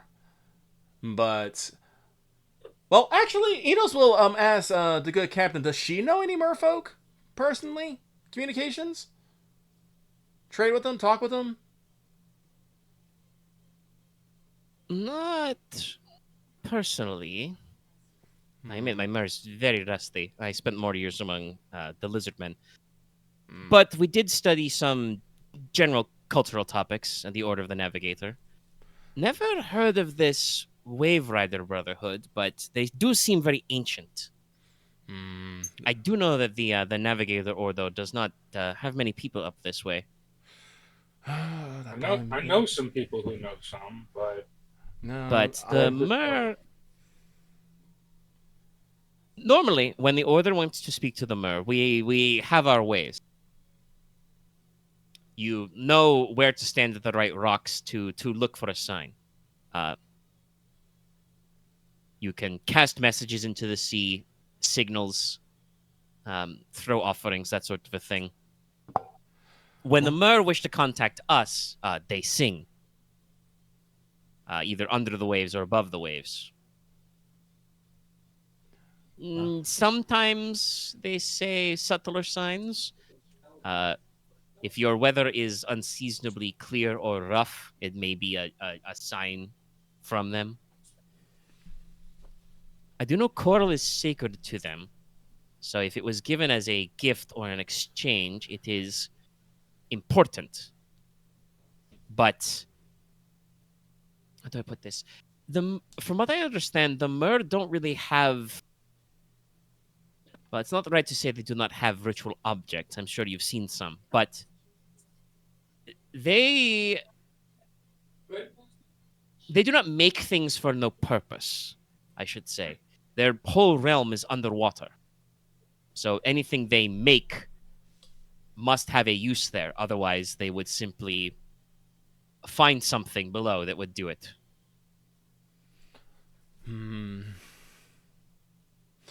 I will say at the very least that the subject of sea burials, we do...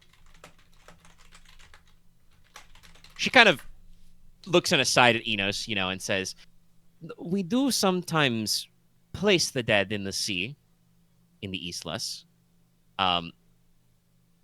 Sometimes with coffins, sometimes just burial shrouds. I know that is a naval tradition to bury a sailor with his flag.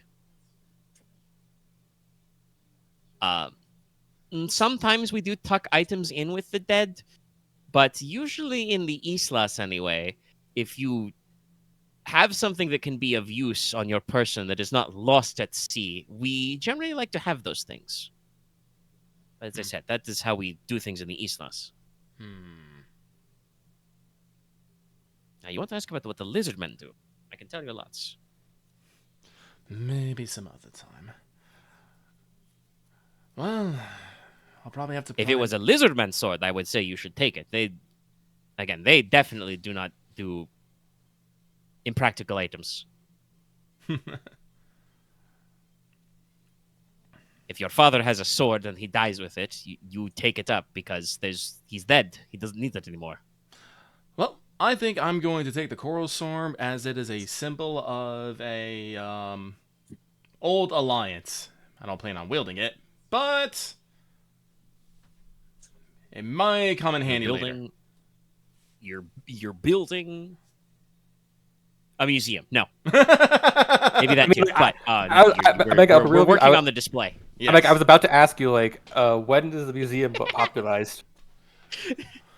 I do believe you are in the era of private display collections, and you are a rich noble, so I don't think we're quite at public museums exactly, like government-funded ones. But certainly you could build a house or have a section of Stonehearth Castle be open to the public and just be like, hey, look at this cool shit I found. You know, I think technically, Hold that in like 100 years, the museums will all try and buy the items from.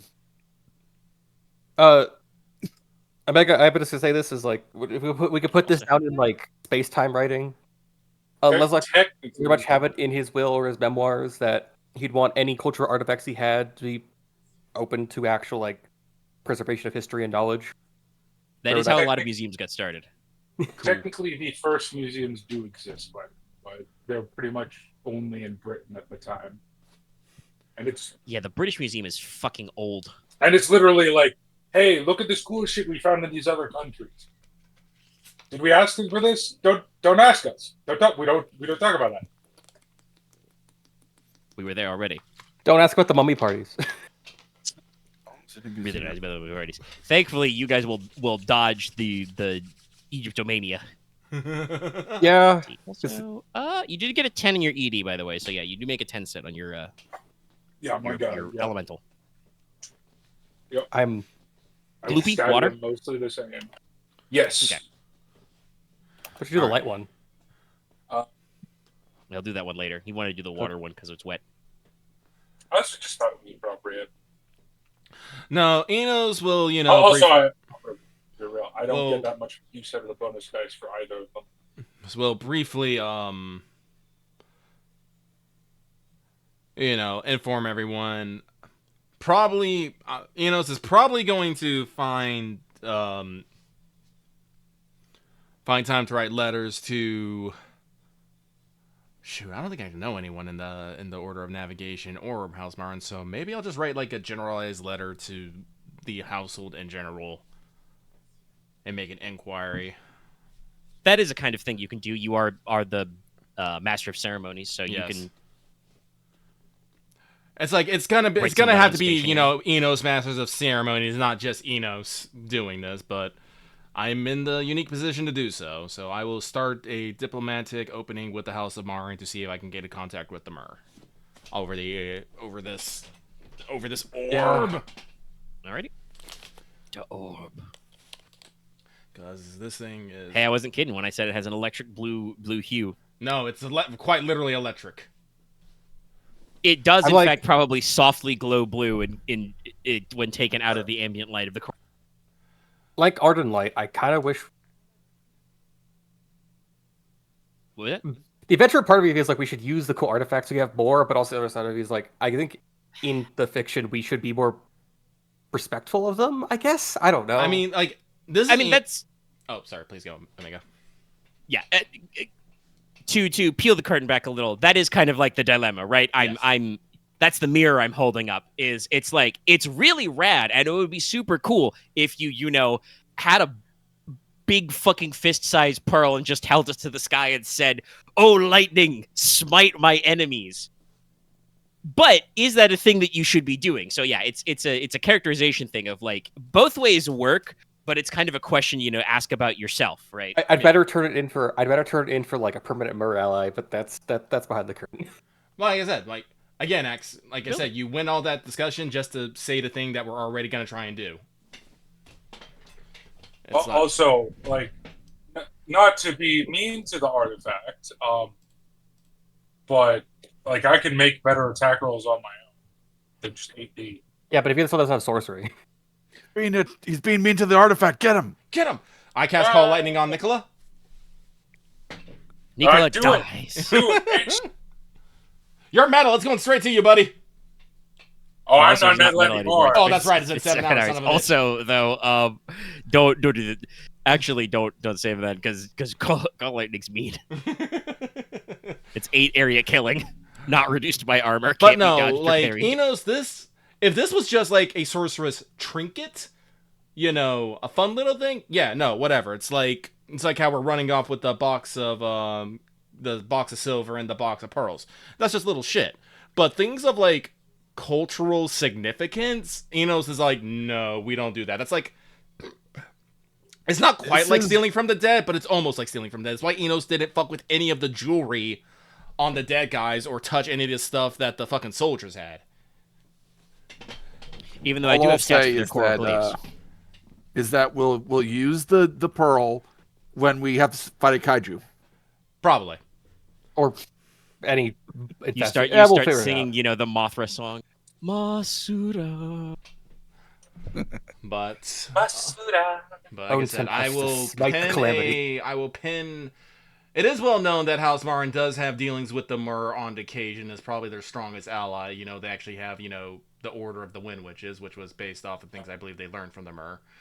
So Enos will put in a inquiry into maybe setting up some sort of connection, and hopefully we can figure something out about like what happened to Lorelei Rock, and get this pearl back to where it belongs. I mean, Nicola has been around Mur when he was visiting Mur. Yes, but do you have any that you can call a personal acquaintance and send letters to?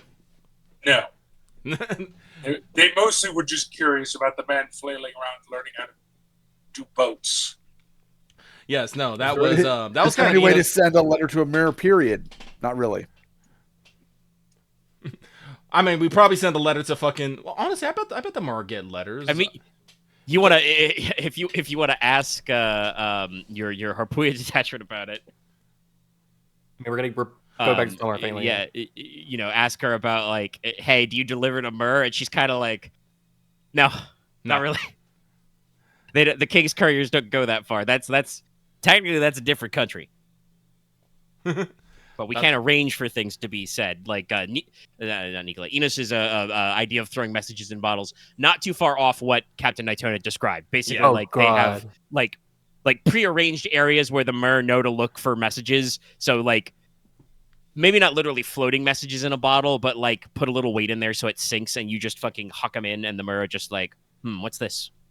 It's 1, 2, 3 bottles today. Oh god, I can. Oh, by the 7, I could just image in like some many years from now. There's a fucking law about how under a certain depth counts as Merlands. Well, That's how it works already. It probably works already. I mean, can you like, you know, take an army underwater to go fight the fucking Mur and say this is our land? No, it's more. I bet it's like, how does the actual measurement of fathoms? I think it's sections of a rope. Yeah, but it's about 6 feet. It's about 6 feet to a fathom. Yes, equal to about 6 10 feet. So below 10 fathoms, I guess. So 2 yards in 1 imperial fathom. Oh, it's supposed to be the span of a man's outstretched arms.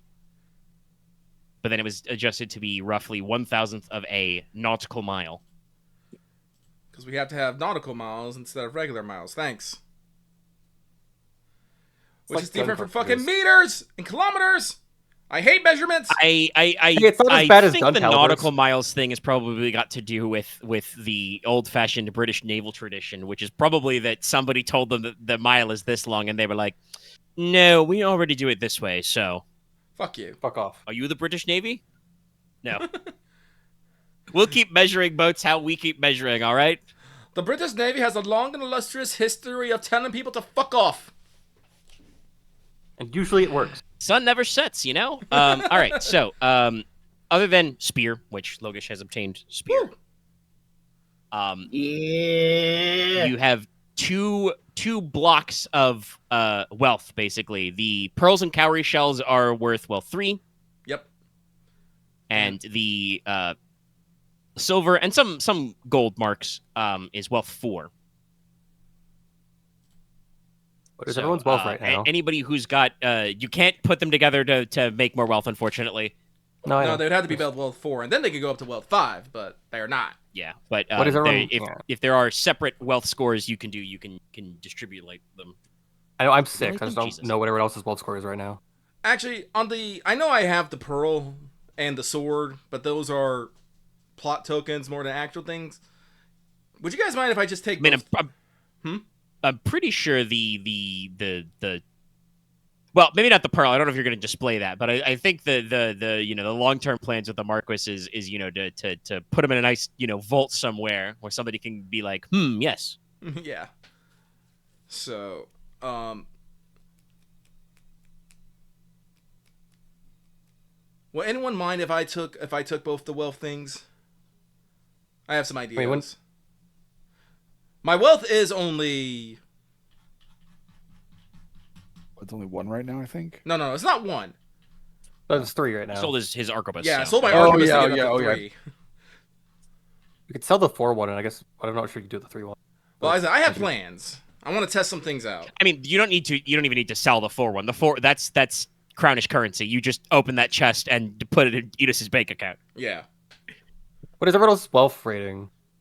Better than that. I'm at 2, but I'm waiting to sell that goddamn diamond I got from Inos. Fair, that would probably get you to 5 or something. Now I'll get him to 6. That thing's worth fucking 6. You're gonna be as rich as I am. He could get into 6. Yeah. The question is if he can successfully haggle that much. But it should be pretty valuable. Technically, though, he could use the cash infusion. He could jump from 2 to 3.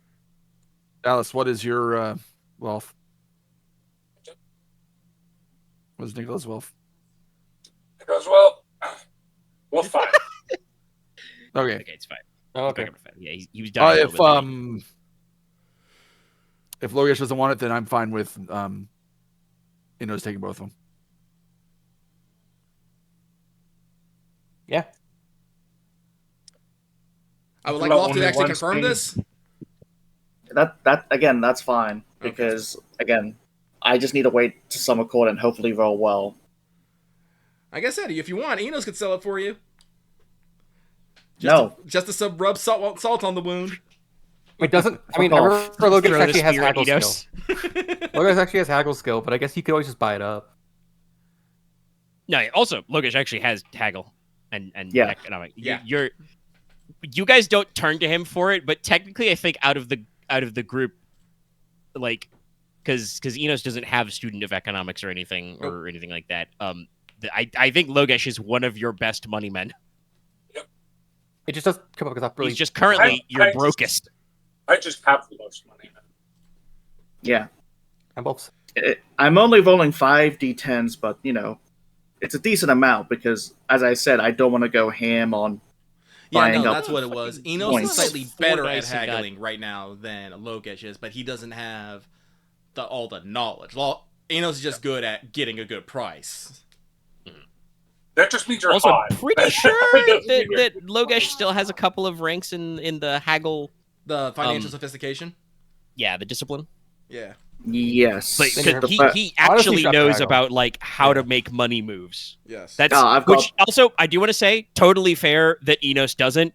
Enos doesn't actually seem like a money move kind of guy. You're just like, ooh, think shiny, me buy. yes. Me I don't have money. Me sell shinies. He's a I've got- magical goldsmith. It's a bit different. I've got I the just first 2 ranks of financial sophistication. I just make money. I mean, literally. Yeah. Well, not literally, because then the Money Changers Guild and the King's Couriers are going to stab you, throw you in 10,000. You just, No, you just make commodities. I make the thing they make the money out. That's fair. Yes. I'm going to single-handedly crash the gold market. First you get the power. I am Then you actually get the pretty money. sure that Then you get that- the women. it's very good. Yes. But I'm pretty sure that actually there is like whether that's the Alchemical College or like the department of the King's Mint. I'm pretty sure there are some blackback gentlemen who, if any alchemists get the smart idea of like, I'll simply make infinite gold, they beat that guy up and throw him in the ocean. The man is to be sacked. We put him in a sack and beat him until they stopped moving. Yeah. Listen, There's don't fuck with money. There has to be some like fucking like. No. Oh, so that means that that the fucking Alchemist College has the IRS.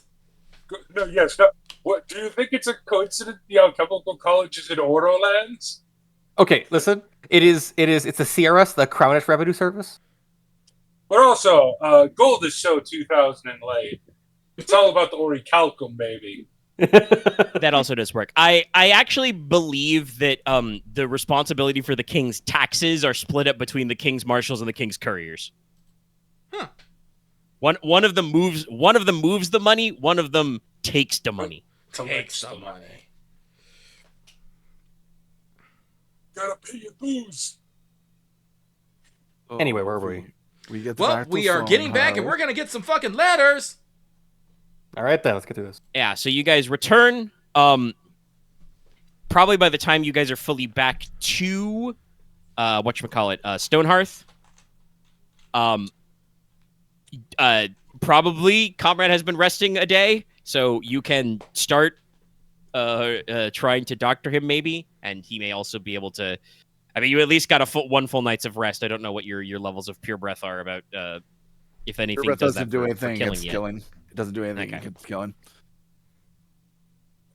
That's right. No, that's the fucking that's the lizardman disciplines of shit. Like Let me go you regrow my arm. you can regrow your lost limbs and just no, when you roll vigor at night you can convert killing to shock damage. I think the rank 5 of the lizardman regeneration is even if you fail your body plus vigor roll, you still heal 2 shock. Fuck you. Like, I have a question. Yes. For rolls, can you choose to not use an expert dice? And just use 10 dice instead? Oh, downgrade your dice. I think if you have a rolls pool where of height is not if you have a pool of over 10, I do not think you are required to use your special dice. Okay. No. Because like for stuff where the height matters or the place matters, like attack rolls and stuff, it's great. But for just rolls where I just need matches. No, that's fair. That's fair. There is something to be said for it, but there is a bookkeeping about it. Yeah, I think technically, if you have more than 10, you can just roll that shit out. Healing beam. AKA bandages and stitches. Quick question. Yes, well, I checked the healing section. Sorry. Leslok. Sorry, it took me a minute. What's your wealth rating right now? 6. I mentioned it a few times. 6. Okay. Probably too many. Sorry, I did not hear, or I did not remember. Okay. Or you did Yeah, not. he covered went up to 6 by splitting the treasure. Treasure. And what's our company treasure right now? We are technically right now 4? I mark it as 3 plus. Technically 4. I think we marked it down It's 1, four, but it's four. I'm not sure if we're down 1 yet. This session. Did we? What was our? You did roll because you rolled for the 5th company. That's right. I know. I rolled But- to keep. No, that's I thought we rolled to not to use territory. that was for. Yeah, I think that roll is for sovereignty. territory, not for That was for sovereignty. That was for treasure. Yeah. Oh, because we up. I don't remember shit. Or sovereignty 5. Okay. Yeah, you're 75. I'm pretty sure though. Right now though, you guys are Yes. are The treasure went down for me doing from upping that, but I rolled to make sure we didn't lose territory. Okay. yeah. The territory isn't penalized. Sorry. So you're down a point of treasure, but your treasure cap is, I believe, 4. 4. Okay. Again, I will look at it just to double check in a second, but I'm in the PDF reading about the healing. Yeah. Again. Yeah. Sorry. I'm doing some thoughts. No, it's fair. Character does nothing but rest and recuperate for a full day. Healer can attempt to help him if the roll is a success. Any success. 1 point of killing is turned to shock at a location. You can only do this once per day. So, Konrad, one of your killing turns to shock. Right. Presumably, because we are planning on scooting some time before. If Nicola can make enough rolls, we can run through that. But he will have to actually check on it. Where was I? Right, Or I guess correspondence. Yes. Step 1, or he can potion you up later. I don't know how many he's got in his pocket. Potion be upon ye. I say that too much. It's very funny though. If we did better memes, we could do. So letters. When you guys come back, actually, I should double check my own notes. It's because I've generated like 6 harpy names. The one is with you is Kalino, right? Yes.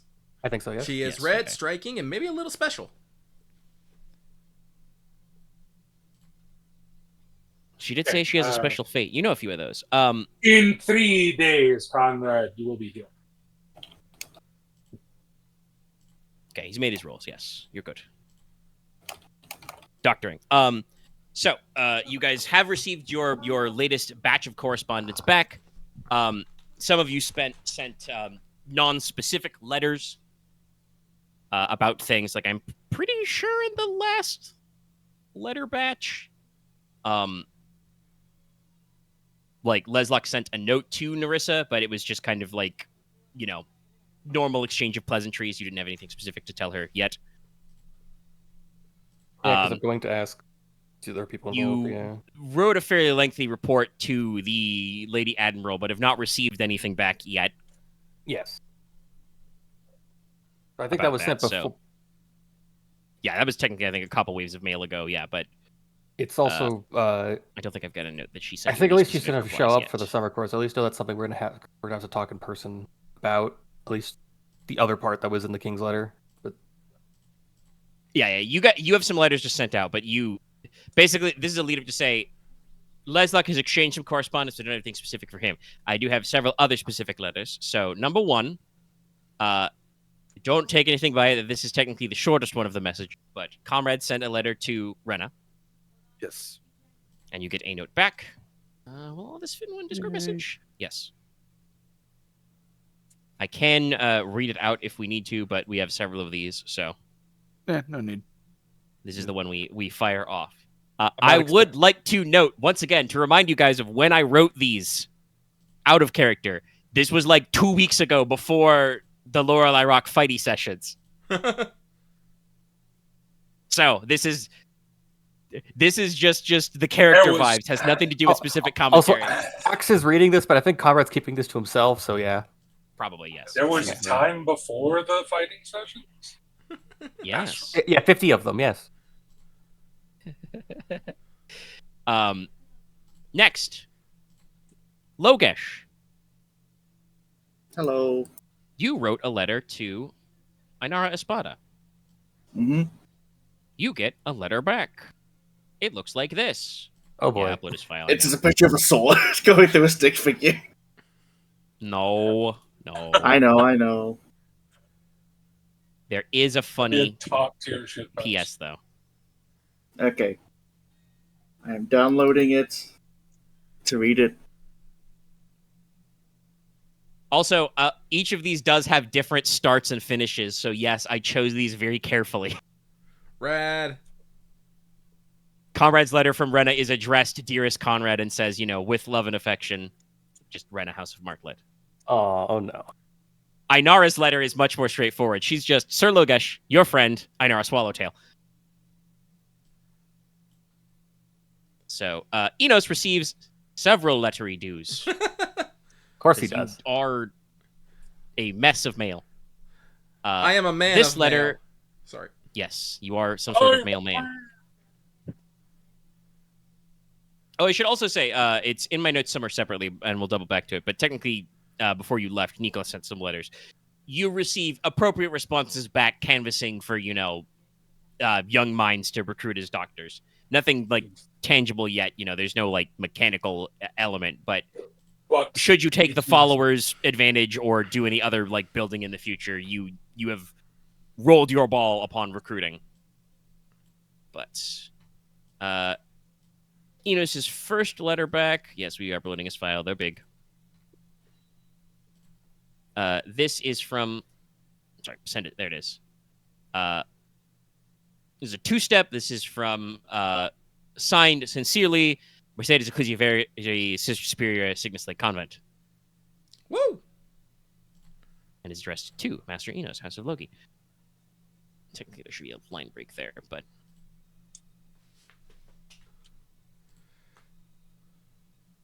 Okay, sorry. Just had to quickly read what was sent to me. That was funny. Thank you, Omega. Shit.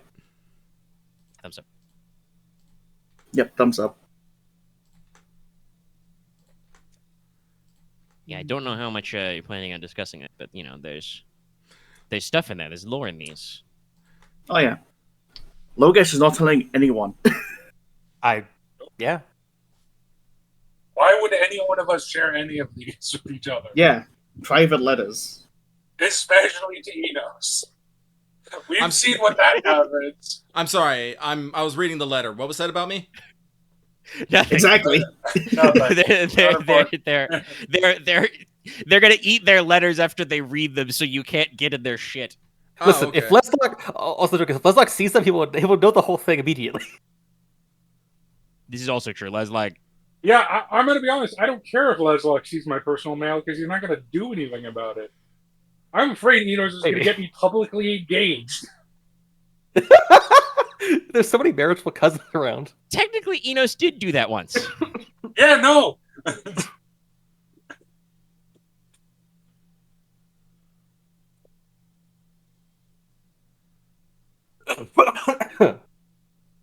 This is not a baseless fear.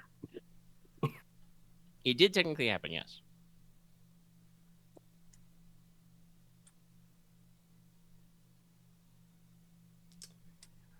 Okay, I have read Sister Mercedes. I will probably keep up regular correspondence with her as I figure out things. All right. But yes, I will probably also... This letter is addressed from... Let me save this. This one has big fancy seals. This wasn't addressed from the office of the third princess. Oh. This one just says, Dear Master Inos, and is signed, with affection, Estelle Hotroy, Princess of the Third Hour. Hey, she said with affection.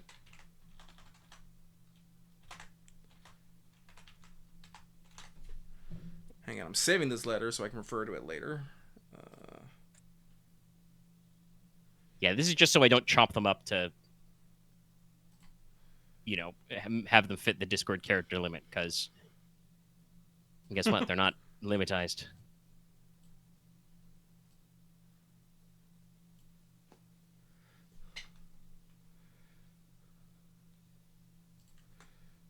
Yeah, Conrad's letter with Rena, I think, is only the shortest just because he didn't really ask her anything. He was just touching base.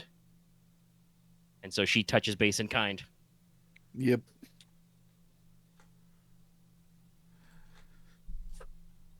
There's one thing I do not like about Notepad is that it does not wrap. Yeah. Fortunately, I don't think when I upload these as file, I can do anything other than just text. No, it's true. TXT. So, but I have to just go through it and, hit return several times, put in line breaks.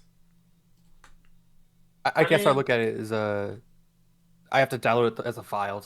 As far as rapping goes, I much prefer 90s style as opposed to Notepad, but that's just me.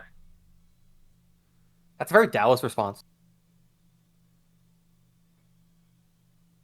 Yes, because it's almost like I'm Dallas.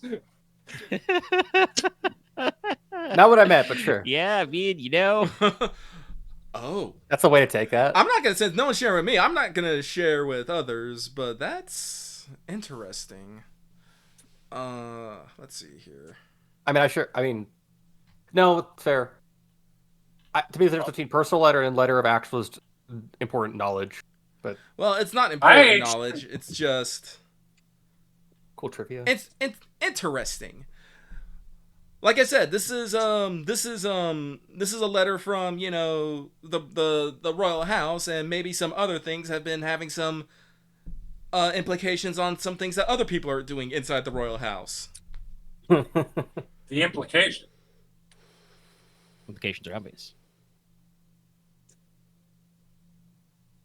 No, I've snuck the plot juice into the letters, maybe. For instance, Conrad knows now that he's gonna get front row seats to the soldier and the fool, whatever the hell that is. I've just remembered the bits of how we half joked, half seriously plotted out how Conrad's proposal would go if him interrupting the play.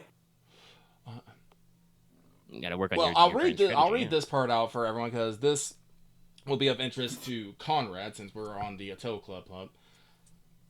But Princess Estelle writes, on the subject of the Atoll Club, she admits she had not thought to expand the clan so soon as we are still being established here in Lampclair, and I admit I had slightly selfish notions of setting up a second clubhouse for my own use in my holdings at Castle Sternstein along the southeastern coast. However, since the intent was to cultivate a secure social settings for myself and my peers in their travels, perhaps the matter of summer court speaks to some expediency. According to the bylaws, which I write, I remind you, charting a new clubhouse which seeks more approval from the membership, since that number should only be in attendance at court, will be no trouble to hold a vote. Should we have space for it, I have no objection to such an expansion, though even as founder, I only have so much influence. If securing such a premise is of concern, the trust the club is in will have no problems of moving a amount of 100 or 200 marks, Princess Narissa and several others are trustees, so more wealth could be allocated if required, as funding for the club was provided by several groups I've extended my tuition for, though they are local to Lampclare. Since my this is why I'm reading out this. Since my cousin will become the new Marchioness of Time, perhaps a locale stating her taste would be helpful for her chair to will be helpful for her to chair as representative of the trust. So yes, to catch that one for everybody, Princess Estelle is suggesting that Nerissa is going to become the new Marchioness of Tyne. She's a member of the club. She is a trustee.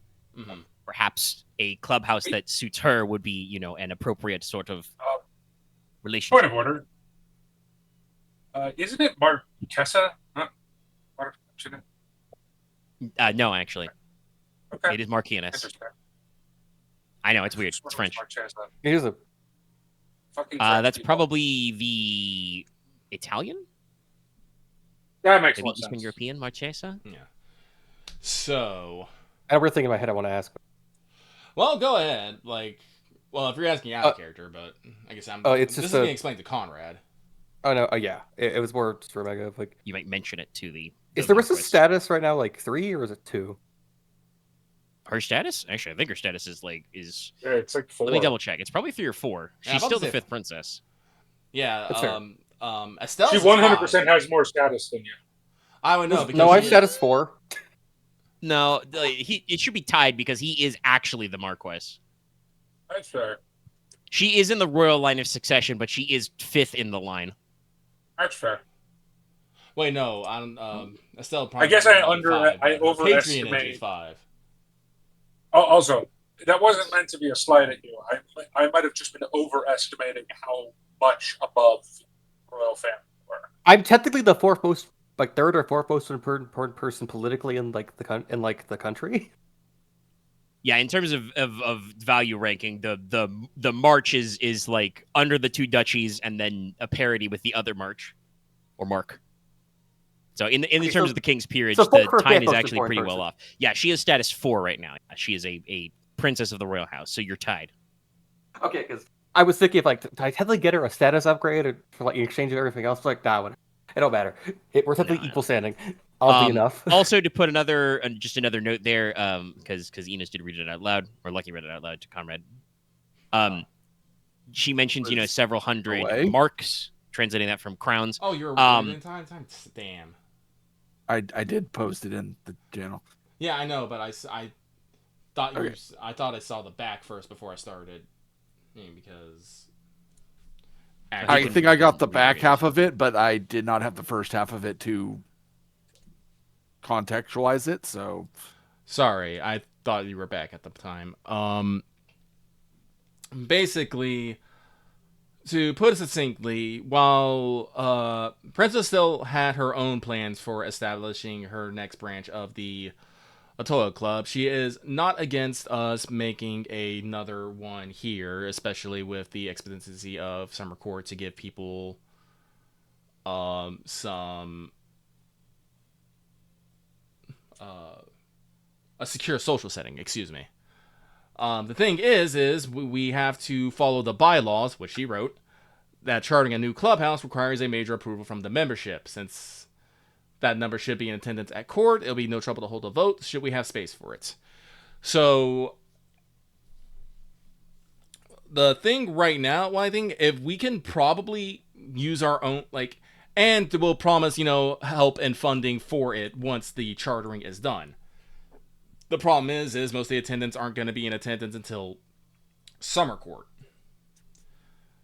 Yes. So we could also to say there about the funding of the trust, as I was going to say. She said there's a couple hundred marks they can move around. That'd be about wealth 5 equivalent. Yeah.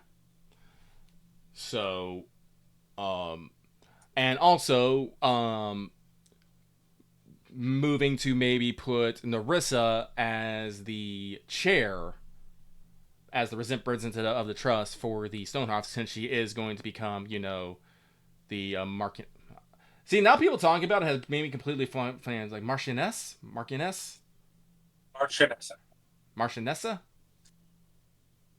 That sounds Italian. Marquess to maybe set her up as the chair. I blame the French. So we could go on with our own funds and maybe just ask maybe some from remuneration from the trust, to get all said, because we can still do the beg forgiveness rather than ask permission, and then be completely shameless and ask for remuneration. But yeah, we won't be able to actually open the club until we actually hold the vote, which will be at Summer Court. That sounds fun. Okay, so so I think we should. Well, shit. The problem is now I don't want to this is one of those things where I feel like the Princess Estelle is asking but not actually asking, kind of. She is your patron. So we definitely need to make sure that whatever we do, it is to the taste of Nerissa. So it is technically a polite suggestion, but also it's one of those things that's like she's just telling you something that you guys should be aware of. Hey, remember, Nerissa, the 5th princess, is going to become the Marquess, and she's going to be moving to Teine. If you're going to establish a branch of the social club that she is also a member of in the place she's going to move, you should probably fucking ask her so she's not, upset. Yeah, she might become the chapter leader. Yeah. That is what Estelle is suggesting. It is, again, technically a suggestion because depending on what the bylaws are, even as the founder, she probably doesn't necessarily have the power to unilaterally declare, a chairman or woman of the club. I mean, it'd be her, Inos, or Konrad is like the head of the chapter. No, we definitely should probably about any of the bylaws and stuff. I guess she knows that better than I do. So definitely probably Nerissa. So I will send a letter to Nerissa again. Hey, how do you want your wedding? But also, P.S. How do you like your secret clubs? Hey, how do you like your secret club? Do you want it technically be me sending the letter so you don't feel too maybe it's like you're sending too many letters to her? Oh no, that's fine. We can write it together, but Nah, Inos is fine. It's just I just sent her a letter not too long ago, and it's just one of those things of all like. It was that was at least I'm pretty sure pre Shadow Pass, so it was like a couple of weeks. Yeah, so it was last month. No, it's fine. It's good to it's also good to maintain regular correspondence. Yeah, I mean, yeah, but like I said, there's nothing new in the letters that Nerissa and Leslok are exchanging right now, but they are also canonically exchanging letters. They have been doing so for fucking years. Leslok's gonna go send his letter now too, just to get out of the way. Well, yeah, you're gonna go work on some stuff, but you want to send a letter to the princes. So I'm writing out my correspondence for next time. You're sending a letter to the Iron Demons. Anybody else? Yeah, because I just want to know about to. Yeah. I think I said what that's about. Yeah. Well, actually, I know. You might say for the recording for anybody listening back to this. It is a letter inquiring about how much the Iron Demons want to be involved outside of the assumed involvement for Summer Court, as they are neighbors and part of Teine. Yeah, asking about them explicitly what they want, how much involvement they want to be. Oh my god. Could you refresh me a little bit? Yes, did I send a letter to Alias last time? If you did, I did not note it down. Okay, I'm gonna send I think a letter you've talked about it, but I don't know if you actually sent a letter out. I thought I did, but I wanted to send a letter to Alias, just checking in on things, seeing how things are going. And then a separate letter regarding just... He's probably getting all of this from his father, but just regarding the...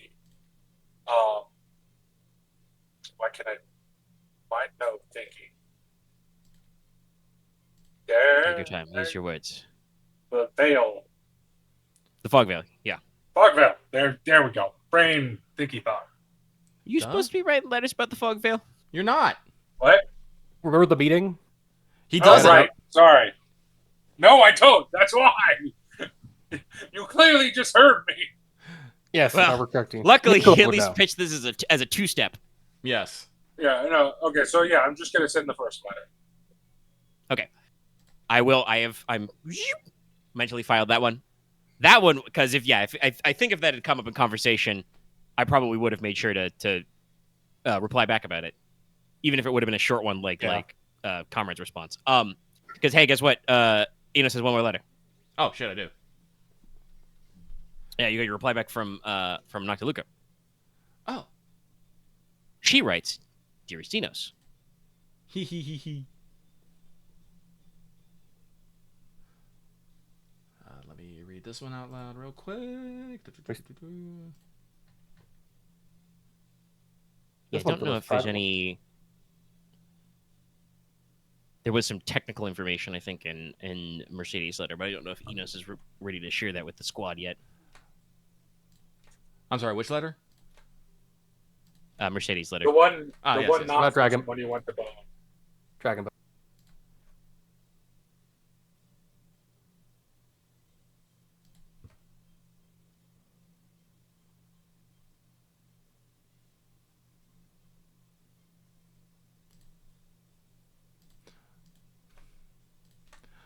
Also, Omega, I do just want to say this. I appreciate you writing these letters with the flavor and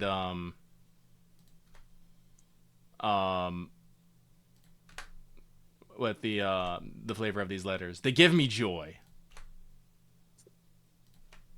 Makes me Yes, envious. we like I said, it was a while ago, but yeah, we sat down and we worked on these for a while. I give myself an extra experience point for an out of game prop. All right, sorry, but we'll get to Mercedes. We'll get to the Mercedes one here in a moment. Let me just quickly go through Noctiluca's OM flying fog. What does OM mean? Sorry. Order. Wait, no. Order militant, I think. Yes. Or Militara. Militant. Yeah. I think it is militant, but okay. Militant. Or Militarum. Yeah, the Flying Foxes are a militant order. They're a knightly order of soldiers. Sorry, it's immediately think to. Yeah, Order Militara.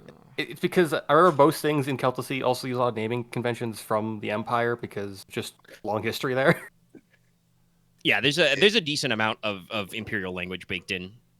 Mm-hmm. I now have these are my language. I now have the master's degree. Let's go ahead and put a tab in my sub. Put a notch in my sub tab of correspondence to write an alias letter next time. I'm sorry, I'm just laughing at Noctiluca talking about with less interruption than our previous dinner engagement. I just went, heh. Also, 100% definitely. Callbacks. I got some callbacks. I 100% said the letters to Oscar. Whenever you're done reading the letter, I have something to say to Inos. Nicola, right? I can't make out what you're saying. You're a little quiet tonight, Dallas. Sorry. I 100% sent the letters to Oscar and Nicola, right?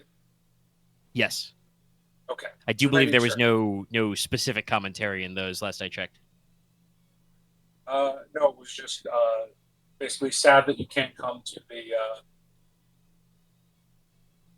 Yes, I summer remember that for it, contact. but I'm sure you'll enjoy Would yourself. they have? Yeah, I think they would get notes back to you by now. They would send replies when they received the letters. So, sorry, Roman. You don't have to write it. Okay. No, like I said, there's nothing that would be purely fluff, but there's nothing new to bring up in them. But they would send you appropriately colored replies. All right. So These are just like flowery, lovely. He said, if you send a letter to the first prince asking how it's going, he would. You are friends. He would send you something back. Oh no, definitely. I want. Hey. I'm sorry. I'm just saying he sends back a letter to two words. It goes. Your friend. Your friend. Just the whole Not that talking. casual. No. He would write at least a sentence just to say it goes. That is Nicola's role in the relationship. It do be going like that now. Dearest acquaintance Nicola, I appreciate you sending this correspondence, but as for the question, the answer you're requesting, it goes. Dear, Yeah, that would be if he wrote a short letter. That would be that far. No, he would All right, have but more let to say, me. like I Okay, said, so let me you guys read you out Mercedes' letter because it is interesting. There is lore in there, but I also got letters from my sweet thing, so I wanted to get those out. But You also learned other things in those letters. yes, but I don't think those are necessarily important to the group. Well, I wanted to say one thing in regards to the princess letter when we were discussing earlier. Connor would definitely slip in that. What's the worst that could happen? That she six Paloma on us, and then grins. So there's a PS in the Princess from Estelle, and as you say that, P.S. Did you say something particular to Paloma on last meeting? She has been very singular this spring, not which is just prancing her fencing drills with the queen, but also running my own. She took several days for a pilgrimage to the Adamant Gate without me, which is not her style. I am certain she has some trick or treasure to display boldness and prowess at summer court. And then this is when Inos just pans to Konrad. Inos tilts down his completely unnecessary reading glasses. But it just keeps grinning. Is Paloma the one you broke the sword of? Yes, and then Inos said, then just get an unbreakable one. Well, that might be why she went to the Adamant Gate. Yeah. Konrad, you're gonna have to see if you can almost. Like I said, there's all sorts of things peppered in here. Yeah, no, I didn't want Logesh got lore even. Well, like I said, I was gonna leave that one, but I'm sorry, Konrad just gave the perfect pitch. I will say there is probably one thing in Noctiluca's letter that you may want to warn the others about. Let me double check it. Hang on. There was a line concerning the Lord of Marquette. Yes, but honestly, this is also. I mean, if Inos doesn't want to bring that up to the crew, that is also funny. But no, I will. So, well, I will summarize this. I will not read this now, but Baron Uro is super excited to show up. As per Noctiluca, and will not only be descending upon Stormhearth with his favorite collection of merchant and artisan, will also be probably descending on us with an army of marriageable cousins.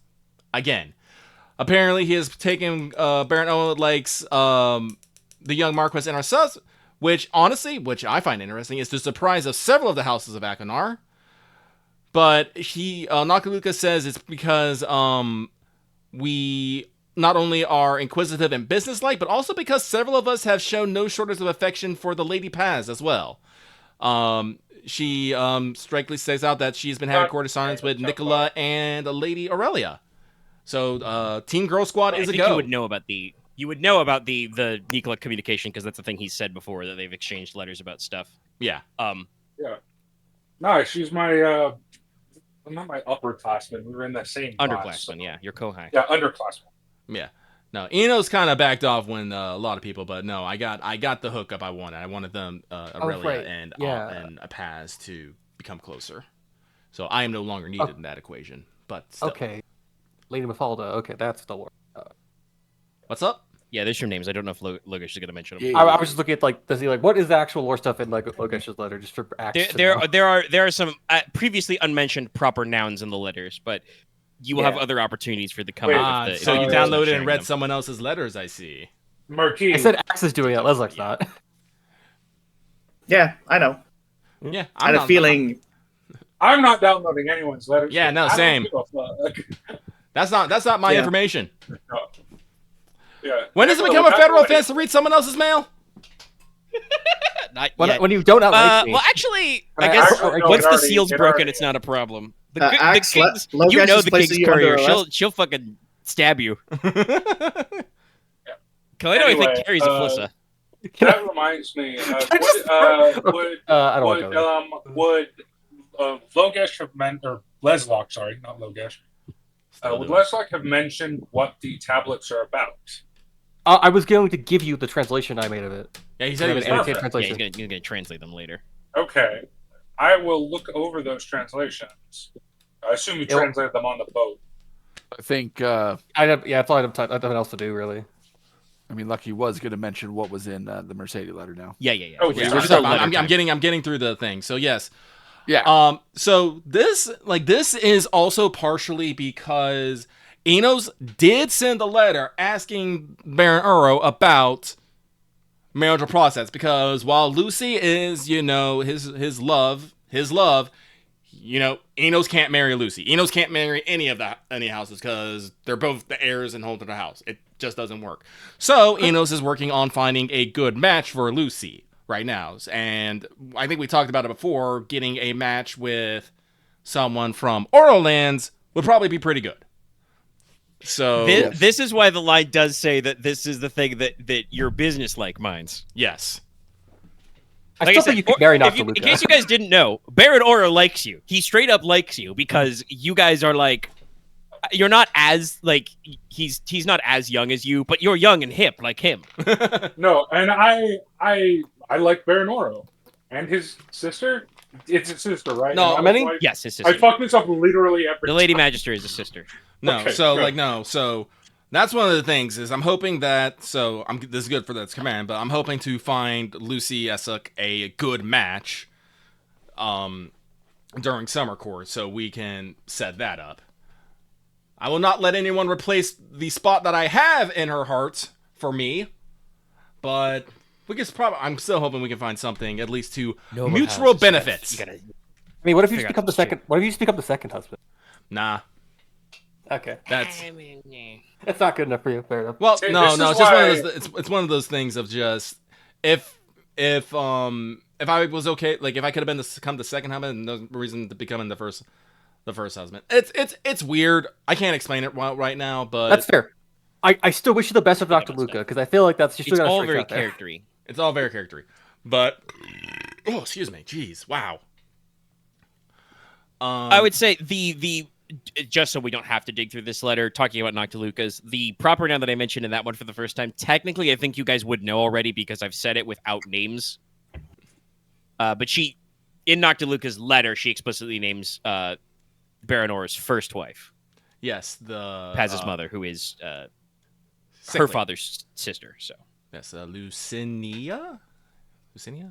yes, Yes, that's how I pronounce it. because it's Is either she the one Lucinia that or was- it's Luskinia, and let's go with Cinia. Yeah, I like Yeah, Lucinia. it's Soft Lucinia. S's. If it is loose, it might be Lucinia, maybe. There's no U. It's Luscinia. Yeah. No, it could be Lucinia. It could be Lucinia. I think it's Spanish Lucinia. It depends if it's more Spanish or more Italian. Because if it's more Italian, it's Lucinia. It'd be more Spanish. It would be more Spanish, yeah. Okay, then it's Lucinia. Yeah, Yes, it's Lucinia. but- Look, Yeah, I 'cause took she's I took a semester of Italian. I That's failed, but I took. She's Noctiluca. Her father is Lord Nictimo, I think, which is like Greek actually. Isn't that with like the origin. YT, NYT or something? I don't remember. Yes, Lord Nictimo and Lady Lucinia. Also, your question about can you pardon yourself of petty crimes? Technically, yes. This wasn't the law section. As the Marquess, you are the head of house law, which means that anything related to the law of the house or the law of the commons, you could just be like, nah. We're not processing this. It's not going to court. But interesting. I'm the legal authority on this. I say nay. There's corruption. Yeah, welcome to the fucking system. So I Moving have to on. let you Mercedes know letter. I'm leading the rebellion on the Marquis. Just wanted to let you know that. Okay, but personal. let me Sorry, a little late for that one, but yes, please, Enos, let me give them something new to think about. Sorry. So I will read it in full just because I think it is interesting.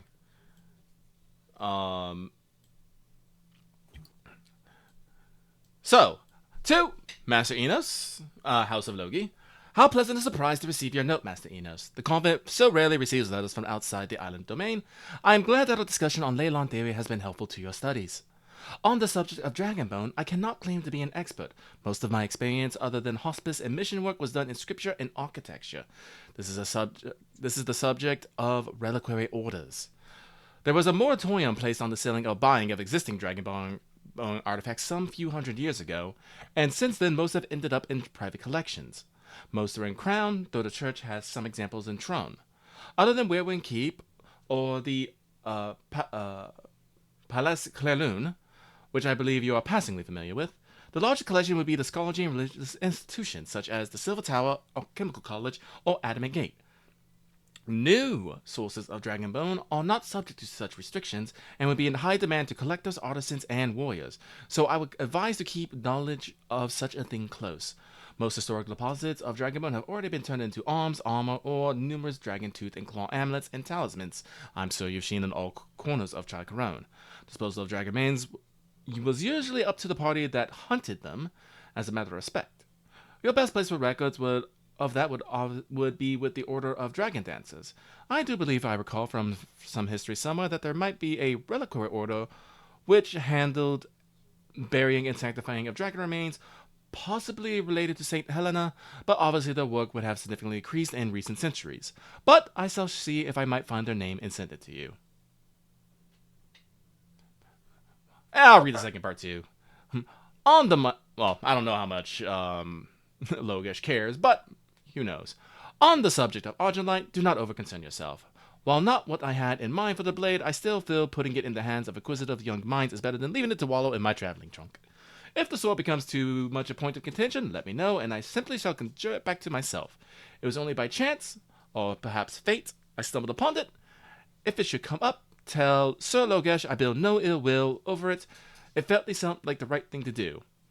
If it seems as if the matter is a touch fraught, like most things among close friends and family, which I am no stranger to.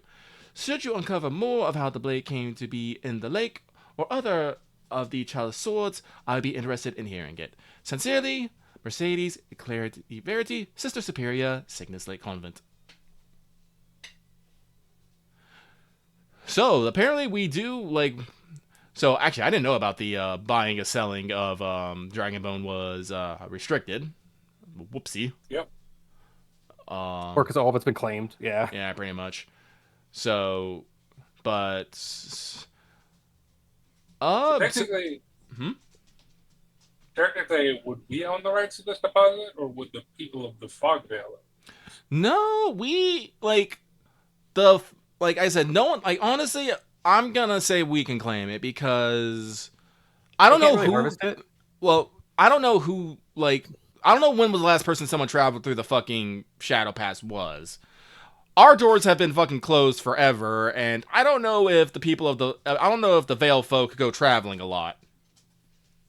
So technically, Plus, to remind everybody, the Dragonbone technically lied in a period in the past that was between the two parts where both houses had clearly marked, "This is our turf, no solicitors." Yeah. However, I do believe that you did look up the historicity of the pass. There were supposed to be dragon hunts in the area, which would be associated with the Silver Tower. So okay. Look, yeah, I've got it. I'm listening. I've got it. The Bone Devils clearly had ownership of the Dragon Bone. And because we killed them, now we... Squatters' rights for Bone Devils. Close enough, but like I said, it's part of our plan to, make the Shadow Pass fucking passable. We'll have to excavate the bone. The true dragon is something that, I don't want divvied up and sold. I want to keep that as intact as possible because I want to try speaking with a dead dragon. If I break up its bones, it might not like that. I don't know how that's going to go, but if I recall, there were several other lesser dragons in there were a variety of dragonkin, yes. Yes, that we can probably excavate and sell.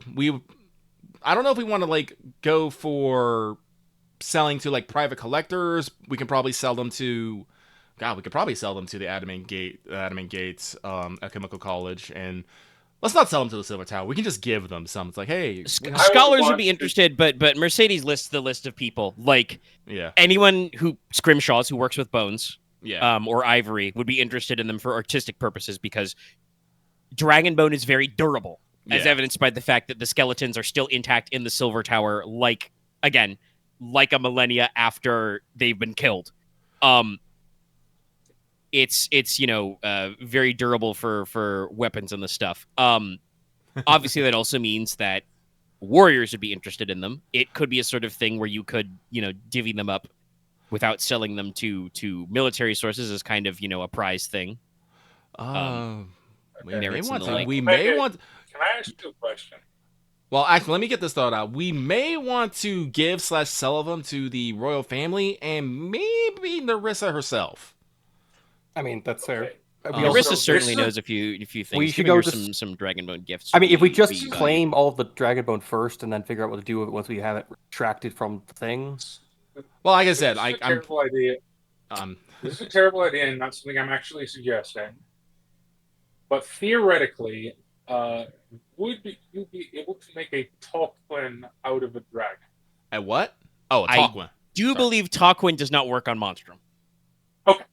Dragons Okay, typically so are just dragons are like considered monsters. they're just the highest Yes, tier. of they are. monstrum. They are the highest class divine beast. Okay. Technically, the wyvern is in the demonic beast zone, but that's fine. Those are also still really nasty. A dragon is actually a kaiju. Like they have might of 2 on. Remember, there are stories of some dragons that are little mountains. No. Yeah, I the first that, but dragon's big. Okay, so what about No, the they are- other alchemical spell that I definitely do not have? You wonder, could you dust of ancients a dragon? No, I don't think I'm so. wondering. Because I okay. think that makes Got it. unworthies. No Draco Lich. Got it. Okay, so you can't make your Dragonbone warriors. Okay, good to know. I No, was it'd thinking be the a exact same thing. There's probably different things you could do to make Dragonbone warriors, but no, dust of ancients makes like undead followers, unworthies. I do not have that spell, so it should not work. All right, so As long as I can get a piece or two. like I said, like the one thing course. I'm like super actually concerned about is the true dragon skeleton. That one was that's the big kahuna. What happens with the rest of it? Well, like I said, I will leave that to you guys to. Well, if you want me to like give out, I should say this. Even the cavalry drakes, I do believe I said were like 20-foot end to end or more. yeah. So even if you have, only half a dozen dragon skeletons, you have a lot of dragon bone to work Yeah. with. Yeah. A lot. Yeah. Wings, arms, ribs, vertebrae, skulls, obviously. If you guys want to make So a Dragonbone, there's a spear- reason why Mercedes had a line about, numerous tooth and claw amulets. A dragon has a lot of teeth and claws, okay? So, like, amulets for days. Amulets for days. Dragonbone, I guess a Dragonbone spear, or like I guess a Fang dagger wouldn't be bad. Well, you got to remember, anything that's Dragonbone counts as massive and fucking heavy. It's true. You need body 4 to wield it properly. Even a knife, That's damn. why yes. Yes. Yeah, no, it is actually. I mean, that knife, massive is just what? Straight up +1 killing? That's on a knife. That would mean that a dragonbone knife does the same damage as a longsword. So yeah, no, it needs body 4. Fair. Okay, so Still planning on making with that Dragonbone body. Don't forget. you illegally bought that Dragonbone. I'm kidding. I still think the I think bone we I can call guy trade dibs. for the. I think he traded for the pieces from a guy. Is not necessarily like just like straight up bought it. Mhm. Like I licked it, therefore it is mine. Well, I think it That was reminds me. mentioned in the letter. It's probably there mentioned a couple of orders that knew about dragon burials. Maybe Well, see to the true dragon's burial first before trying to contact it. Inos, it's all like, Definitely concerned about trying to contact such a beast, but that may be a. So not to interrupt Enos too much there, but this may be something to wait for a follow-up letter from Mercedes on. Oh, to, yeah, no, to definitely. get you that new order Jesus about because fucking Christ. God, what are you rolling? or tens. So, hey, Lucky, what's up? your umbral thing turned out very well. Oh, there it is. It's the umbral roll. Dallas Yeah, I remembered. made it Jesus. with 410 in width. Wait, but I thought I yeah, had to I- make the roll for that. No, he has to actually. No, I have to, I have does to he give do you the roll to give it. I thought you already Let made me it, double though. check trinkets. I don't remember if he needs the roll. He goofed up the last So this is attempt, the I roll think. to make the trinkets. Oh, okay. No, I fucked up last time because I Oh! couldn't remember because you wanted 10s. So I couldn't get. Let me give you double check the 10s. trinket rules. What I was going to say though is wait back for a report from Mercedes, because I mentioned that it was like an obscure ordo that used to do this sort of thing. You guys have noticed, I want to say, that the Crownish relationship with dragons is a kind of, well, we'll use Mercedes' other word here, fraught. Mm-hmm. Because, like, on the one hand, dragons, very calamitous, very scary, fucked up a lot of people. But also, dragons have, through the ascension of High King Wyn, become a symbol of your nation. So there is kind of this relationship of, like, well, what do we do with dragons that are dead? So you would guess that this order is probably kind of like their business is like, sorry, I'm just thinking of the fucking joke. Are you a good witch or a bad witch? It's like, well, was this a good dragon or a bad dragon? Is it a bad dragon? That's probably like those Shinto shrines that are like, oh, angry ghost god, please don't come back and fuck our shit up. Please go away. Do not come back. But the other ones are probably of a different variety. I just think about. I was thinking about Dragonfly war shit. Well, again, like, the excavation plans, while I do want to get it started, the excavation of the Dragon Bones is probably going to take a fucking while. Because it's gonna, well, like I said, I want to get maybe a survey team in there, probably like when we head into the Shadow Pass. I want to get that all set up like this month. Because, like I said, like I wrote this down in the calendar, we have to, like, before we even get any big work done, we have to widen out the initial passage. There's not enough room for people to fucking move in there. And then we have to worry about the fucking volcanic vents in the second part, because I don't think anyone is going to want to go up over the cold-ass cliffs. I don't think anyone's going to want to fucking do that. That's fair. So we're going to have to go down, so we're going to have to find a way to clear out the volcanic gas, seal out the vents, do something about it. And then, only then, will we be able, we'll reach the area with the fucking dragon bone in it, and, deal with that way. So that's going to take a while. I want to get the steps set up for it now, because, like I said, I have a feeling that we're going to be doing a lot of trips to the Fog Vale for reasons. We will see. Yeah, I think we're planning on building a little bit of a recurring theme there. Yeah. So I would like to get the work on that. There might be a quest chain involved. I would like to get that started sooner rather than later, and I think it pairs well with the Marquis, road improvement plans here. Yes, thanks. So, like I said, will probably be reaching out with the Marquis' permission, of course, reaching out to the Iron Demons or probably the Mining Guild to maybe handle that work. But yes, Inos, like, right now, while he said, Inos ain't going herring off to go give the dragon the touch right now, because it was one of those. I remember this when we first went there. I asked Omega, hey, what would happen if I used what was it, throw open the gates on the dragon? And Omega just went, I don't know. I was like, okay. Yes, I went, that's very interesting. Let me get back to you on that. I've had several months to ponder that one. Yeah. So, but it's still not that one of those moments of I'm just gonna do it while we're on a mission to on another mission. So I was wrong. A dragon is an epic threat with a might of 3. Oh, they're even scarier. Great. But I remember that because I was double checking my notes. The average adult size for a true dragon is nearly 20 yards long. So, lot of skeleton. That is tip to wing or tip to tail, but yeah. Also, I want to try yes, technically, I double checked the notes on artifact. I have copy and pasted the relevant section. I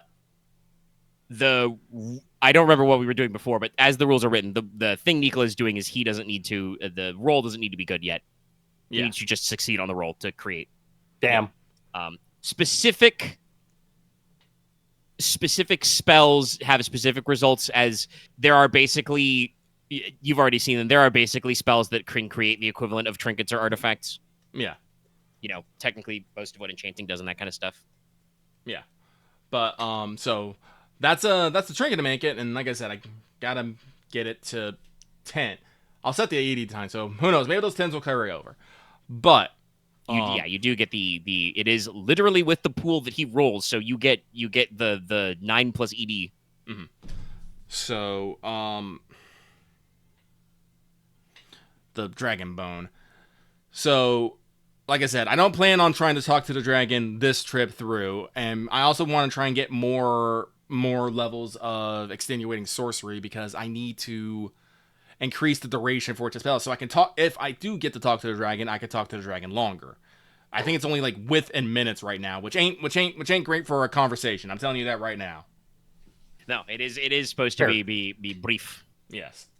If you find that teacher, I'd like it too, but that's, I guess, we'll worry about that. I still don't like it. Yeah, extenuating, not Alacris.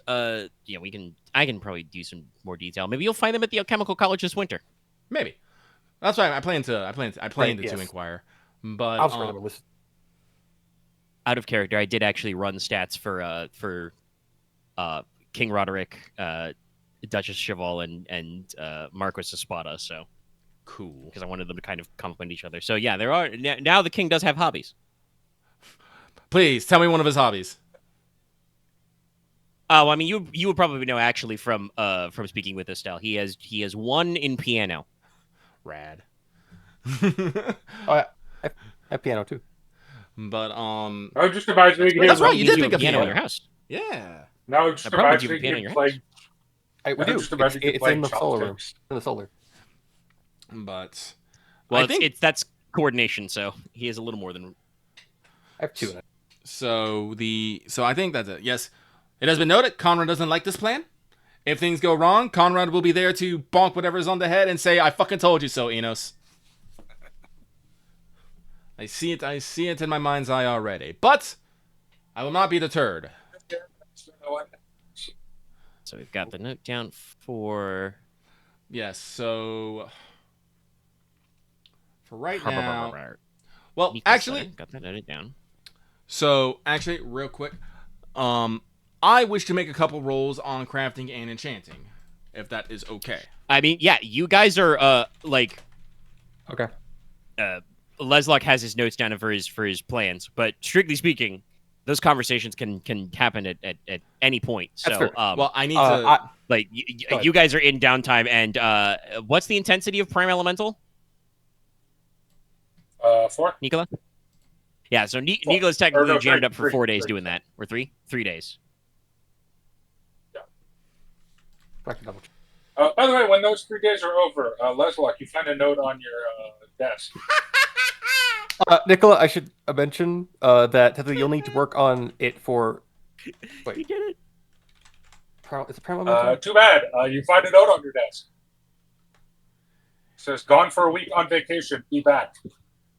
XOXO, Nicola. Okay, so I feel like the looks at this, it's like, wait, he didn't even read. I guess he didn't even read the translation, did he? I did. He'll get back. He had a few days to do that. He'll get back to it later. You'll get back to that later. Hang on. Okay, so I have made a shiny diamond. Wait, how long you are actually that's the wrong one. Where is Gemstone Soul? That's intensity 3. That's right. It's despite the fact that O is pretty low in the list. Soulcraft is first and 3 S's. Actually, weird thing, Nicholas. I think you could just do. Technically, it's 3 days, or also 3 days, or technically you could just do 9 hours one day, or 5 hours. Yeah, I was actually going to bring that earlier, but he made that note about, or he made that comment about leaving the note. Yeah, you can technically do it for more faster. All right, so that's Gemstone Soul, and I'm going to enchant this Umbral Diamond with Death Casting, so I can theme my ring appropriately. Wait, what is it? It's Intensity 5 spell? Yes, because it is the rank 5 one.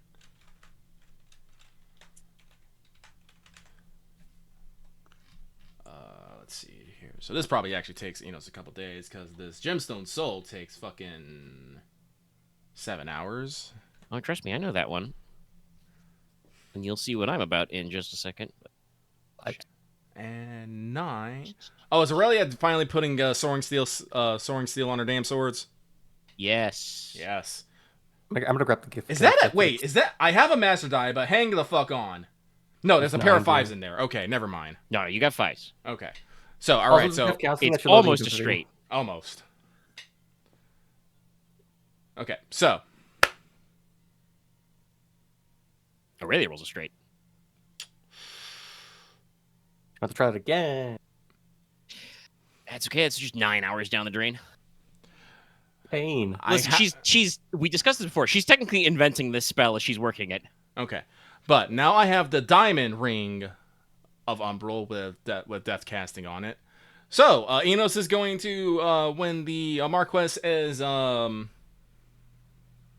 his office, he's going to go up to him and ask him, does he want to buy a magic ring? Kind of magic ring. So, this is one of the rings that Inos was using before. It is a aether aspected ring, so it has lightning resin, the lightning aspected resin set as the stone. I have to make a second one of these later for myself, but I still got lightning resin. But it has been enchanted with gemstone soul. So what it does is it will give you 1 AR against all aether attacks at all times. And if it's like some sort of AoE environmental effect, you will get the casting pool and gobble dice, which at the time that I originally made this was 10 dice. Okay. But also, it has been enchanted with Teach the Soul, and it has the highest level of deft casting put onto it, which is the third tier of Electra's casting, which means that, you know, any spell that is cast in minutes or hours, you can reduce the intensity of it equal to either the casting stat or the casting skill or the stat used to it, whichever is higher. And if you bring the intensity below 1, you can just cast it with a basic 2x1, you know, no roll required. The thing is, it's pretty hoopty, and I can't just, you know, sell it on the market because it will cost about 7. And now I do know that you said that you don't have that in your personal funds, but I don't think it'll necessarily be considered a bad choice to maybe use company funds to purchase this ring for me. It would be a mere drop in the bucket. Technically, because we have about 3 wealth, 3 treasure right now. Technically, if I pay both up, it wouldn't go down. No. By the metric. So Logesh, I smell corruption. Get it. But this feels like no, this ain't corruption. This is fast talking. It's embezzlement. No, it's not even embezzlement. No. It's not embezzlement. Okay. He's just trying to flim-flam you. No, like this is good. This is good old-fashioned flummery. Like I'm a master of artifact, or maybe listen, artifice. You're like you are the I guess locally famous dramatic magic goldsmith. Yeah, no. Like I said, like this ain't a con. This ring does exactly what I'm saying it's doing, but I am not giving it away, and I am asking while it is the higher end of the fair price, I am asking a fair price for it. That's fair. And like I said, I know you personally can't afford it, but if you dip into company funds, you can. Like I said, we literally aren't using them. We were literally just gonna throw them at the research for the processor, so like we weren't literally using them right now. So, let's see. Look left to the right if my cousins are here. Konrad's just peeking through the window. You see him right though. You see the big puffs of steam. I smell corruption. Well, technically, you should report that to Logesh. No, Konrad would not be anywhere around. He'd probably be dealing with stuff at Castle Sjorberg. So yeah, he's busy renovating the castle. I'm no longer in writing another the letter. City, No, so. put that pile of rocks over there. Put that pile of wood over here. I'm no longer in this city, so you can't bother me. Nicola has, I guess, left to go see family or maybe go to visit the sauna. it's more along the lines of Konrad coming in. It's like, you're doing a good job. Hey, I brought these kegs of ale for us all to enjoy at dinner tonight. Rowdy. Wonderful. Let's just gonna close his window. Let's actually close his window. He's like, There's something a crow at the window. Oh, by the way, I took the translations with me. I wrote it in a journal. It's fine. I memorized it. Fine. Okay, I needed some. I wrote it in 2 separate books for just for space. Don't ask how many journals Leslok carries. He's a lot of them. Cool. You do a lot of writing, my dude. But by the way, I am hella going back to that sauna town. You kidding me? Oh yeah, Drakesboro? Yeah, get it. The papers were volcanic sauna. Anyway, Leslok just opened the ledgers. It's like, you know what? I can make that work. Put his hands out. All right, cool. you go. Enos will place the ring into Leslok's hand. Pleasure doing business. I'm going to write this thing and like, here, use this. Enos will go up to Wealth 7. Richer than me, technically, now. Yep. It is. It's true. Don't Don't worry. worry. I will burn this money at some point pretty soon. I'll burn more than half of it. Okay, I won't burn more than half of it. But yes. Not right now. Like I Throw said, in the no. fire. Like I did ask Omega how much this would actually be worth, and he did say 6 or 7. So. All right, let me go. I need Yeah, to you figure asked out how to about it. I'm write like, this no, down now. it Okay. should be the correct one because it's like you can say I don't want to say it's an artifact with like treasure in value because it is not like it's not unlimited casting of the spell Gemstone Soul, so you can just make more. But I just need to figure out how to write. Product of a powerful casting of a spell. All right, I need to go write this down. Oh, so hang on. I'll give you the copy of how I wrote it down because I need to get rid Thanks, of it. because I'll put that as a note of like. So, what kind of gem was it again? Hang on. I will cut Just and gonna paste write it. it. So have we gone down to player treasure? We Oh, have not by the actually, metric scaling or by the scaling of it. No, I've still been using Imperial. Everything in the book is in feet and yards. Okay. I were meant as in because technically, if we convert the treasure we have into wealth, that's wealth 9. I did pay like 7 purchase. It wouldn't go down, right? No, it doesn't go down. Oh yeah, no, this is in fact literally that's what or Aren is making the joke about corruption. This is literally like a sidebar in the book about like, hey, guess what? If you have a shitload of treasure, you could do very funny things with wealth. But you should be careful about doing that all the time because other people who are not player characters may just decide to move money. Okay, you cannot do this for another you cannot do this for like 2-3 months. I probably right won't now. know. Well, actually, this is also the ever. thing they also talk about. They talk about like making magical items. You don't want to flood the market with them. You just want to do it every once in a while, so you don't, So no, this I was get you. Just also- can't, yeah. Also, I think this last time was literally from Lucky going, "Oops, I spent all my money." yes. Yeah, it's like I will not be doing that anytime soon. Anytime soon. Haha! Caught it! if you do this like You once gotta- a you gotta- year, you we gotta. could probably shuffle it under the rug, but that's never typed. Well, I'm not saying this has to be Thinking about necessarily on the creative table. accounting. You have bought a powerful, I'd say powerful, magical object. I mean, yeah, no, you do magically have 1 AR against Aether, which will be most forms of sorcery, and will have gobble dice against like certain hostile etheric effects. So area attacks, shit like that, as we determined last week. Should I put it as like 10D or 90 plus M?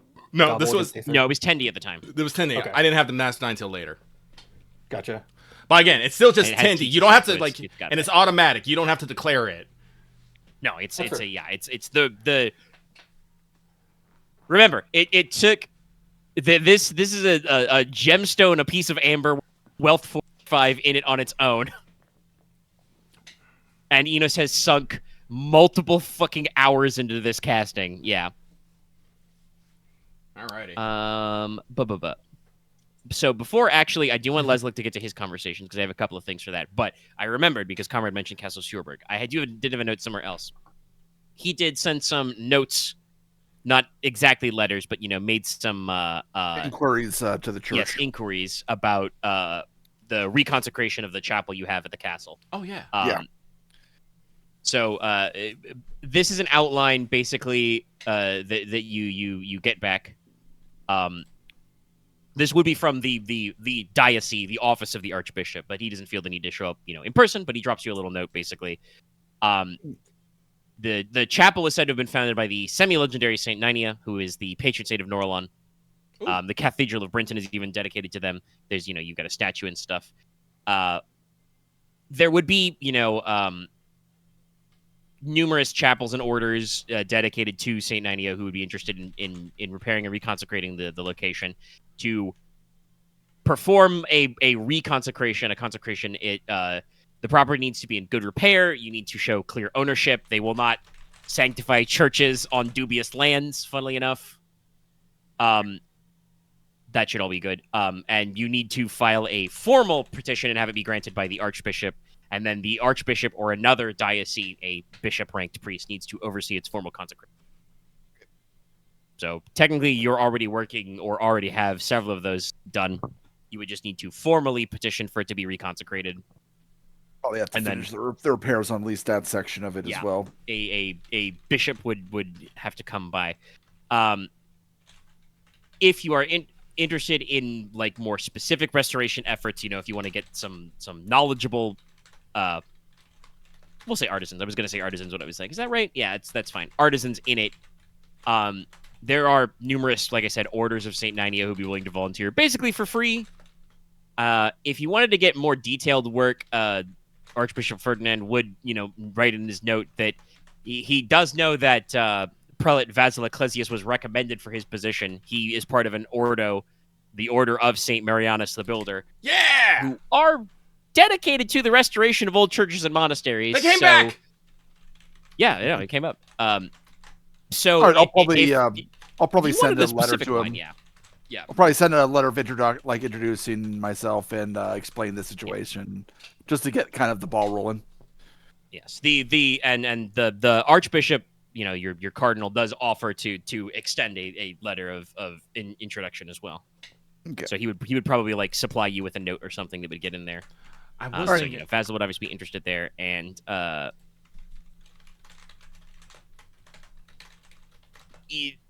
the Archbishop and nobody else here has any specific opinions on the Brotherhood of Wave Riders because they're defunct. They're probably gonna need to go back in the archives for that one.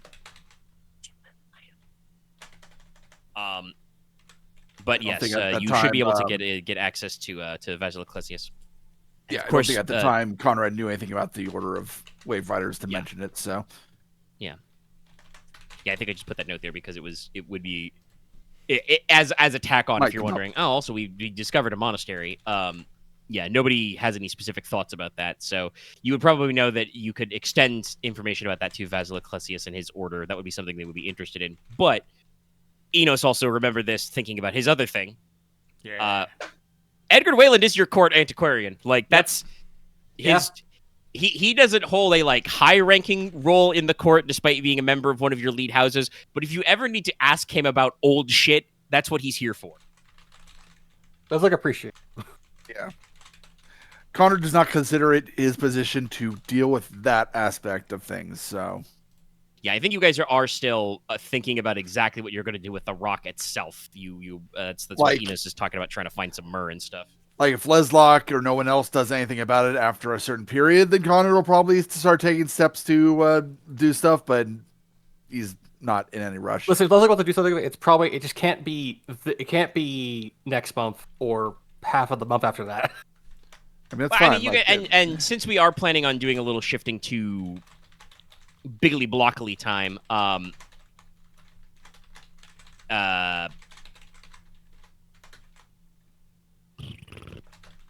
sorry, I was reading up on the chat. But since we are about to shift to Biggly Blockly time, there's a thing to think about. It's not on your calendars because you have not specified. But a thing to think about. Speaking of mysteries, is launching your archaeological project. I've been thinking about it long and hard. I don't actually think those are company roles. I think I just need you guys to decide, to be go, my minions. I was actually thinking archaeology. I was actually thinking when we were going to the Shadow Pass, I was going to ask Alestra and Aurelia to take the Professor, Moira, some guards, and go investigate the Corbwood and, the Pitchstone Plains. Kind of things. I don't know they if you can poke around. You're going to probably need to do, I would say this. The Corbwood will be faster. That is probably a survey that they can get info back to you, and then you guys can decide if you want to poke it yourself. Yeah. The Pitchstone Plains, you're going to be looking for, the tomb of. Oh, that's right. I forgot her name.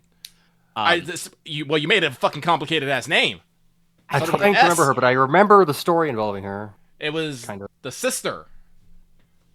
Sav. Redmane.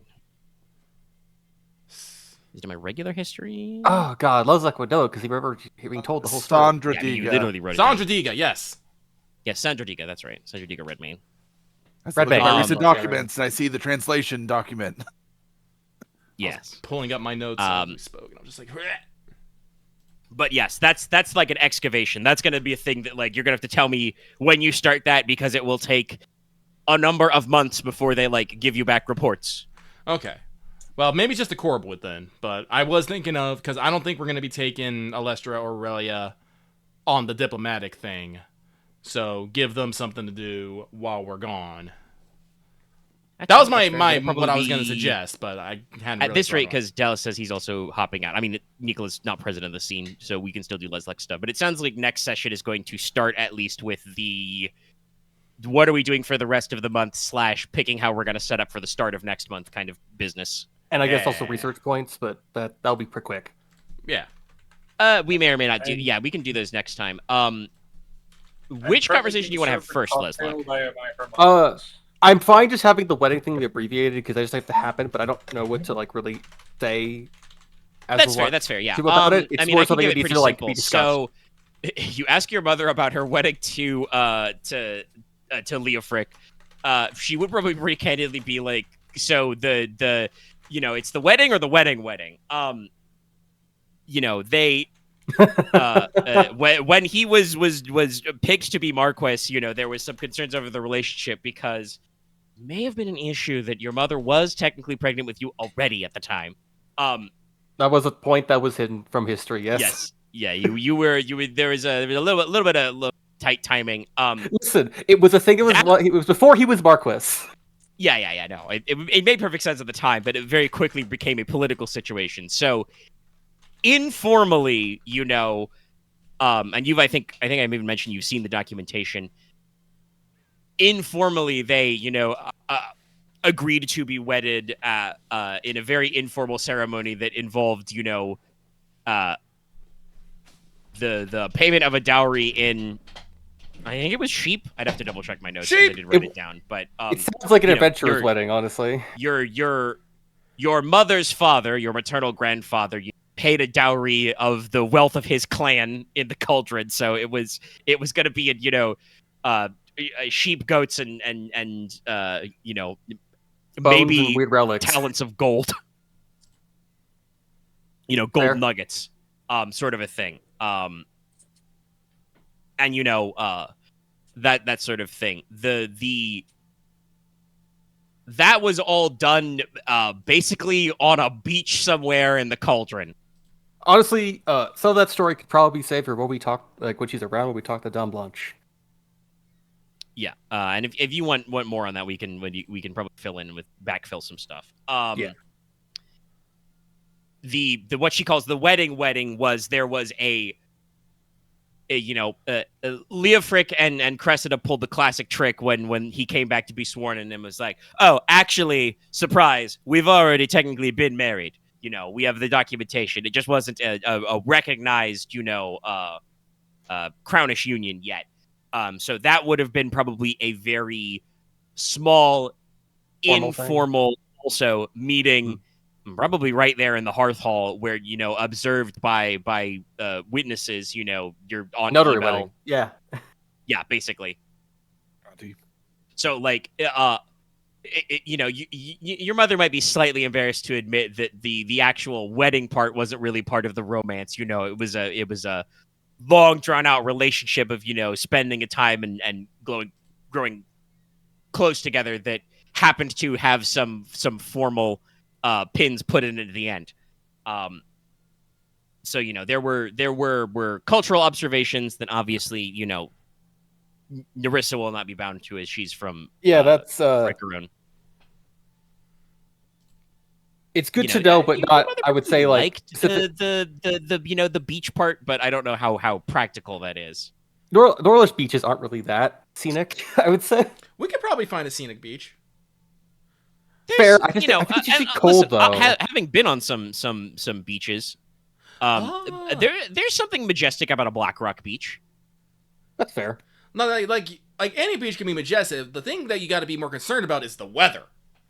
Yeah, I just don't know coastal weather in Norland's like consistently great. Well, that's planning on spring. Might be a little overcast. If you're doing later spring, you might get some spring sun. We have the wedding on the beach, and then we throw the bride and groom into the water for good luck. I guess we. It's probably somebody's tradition. We say afraid of ocean is before we get fucking thrown.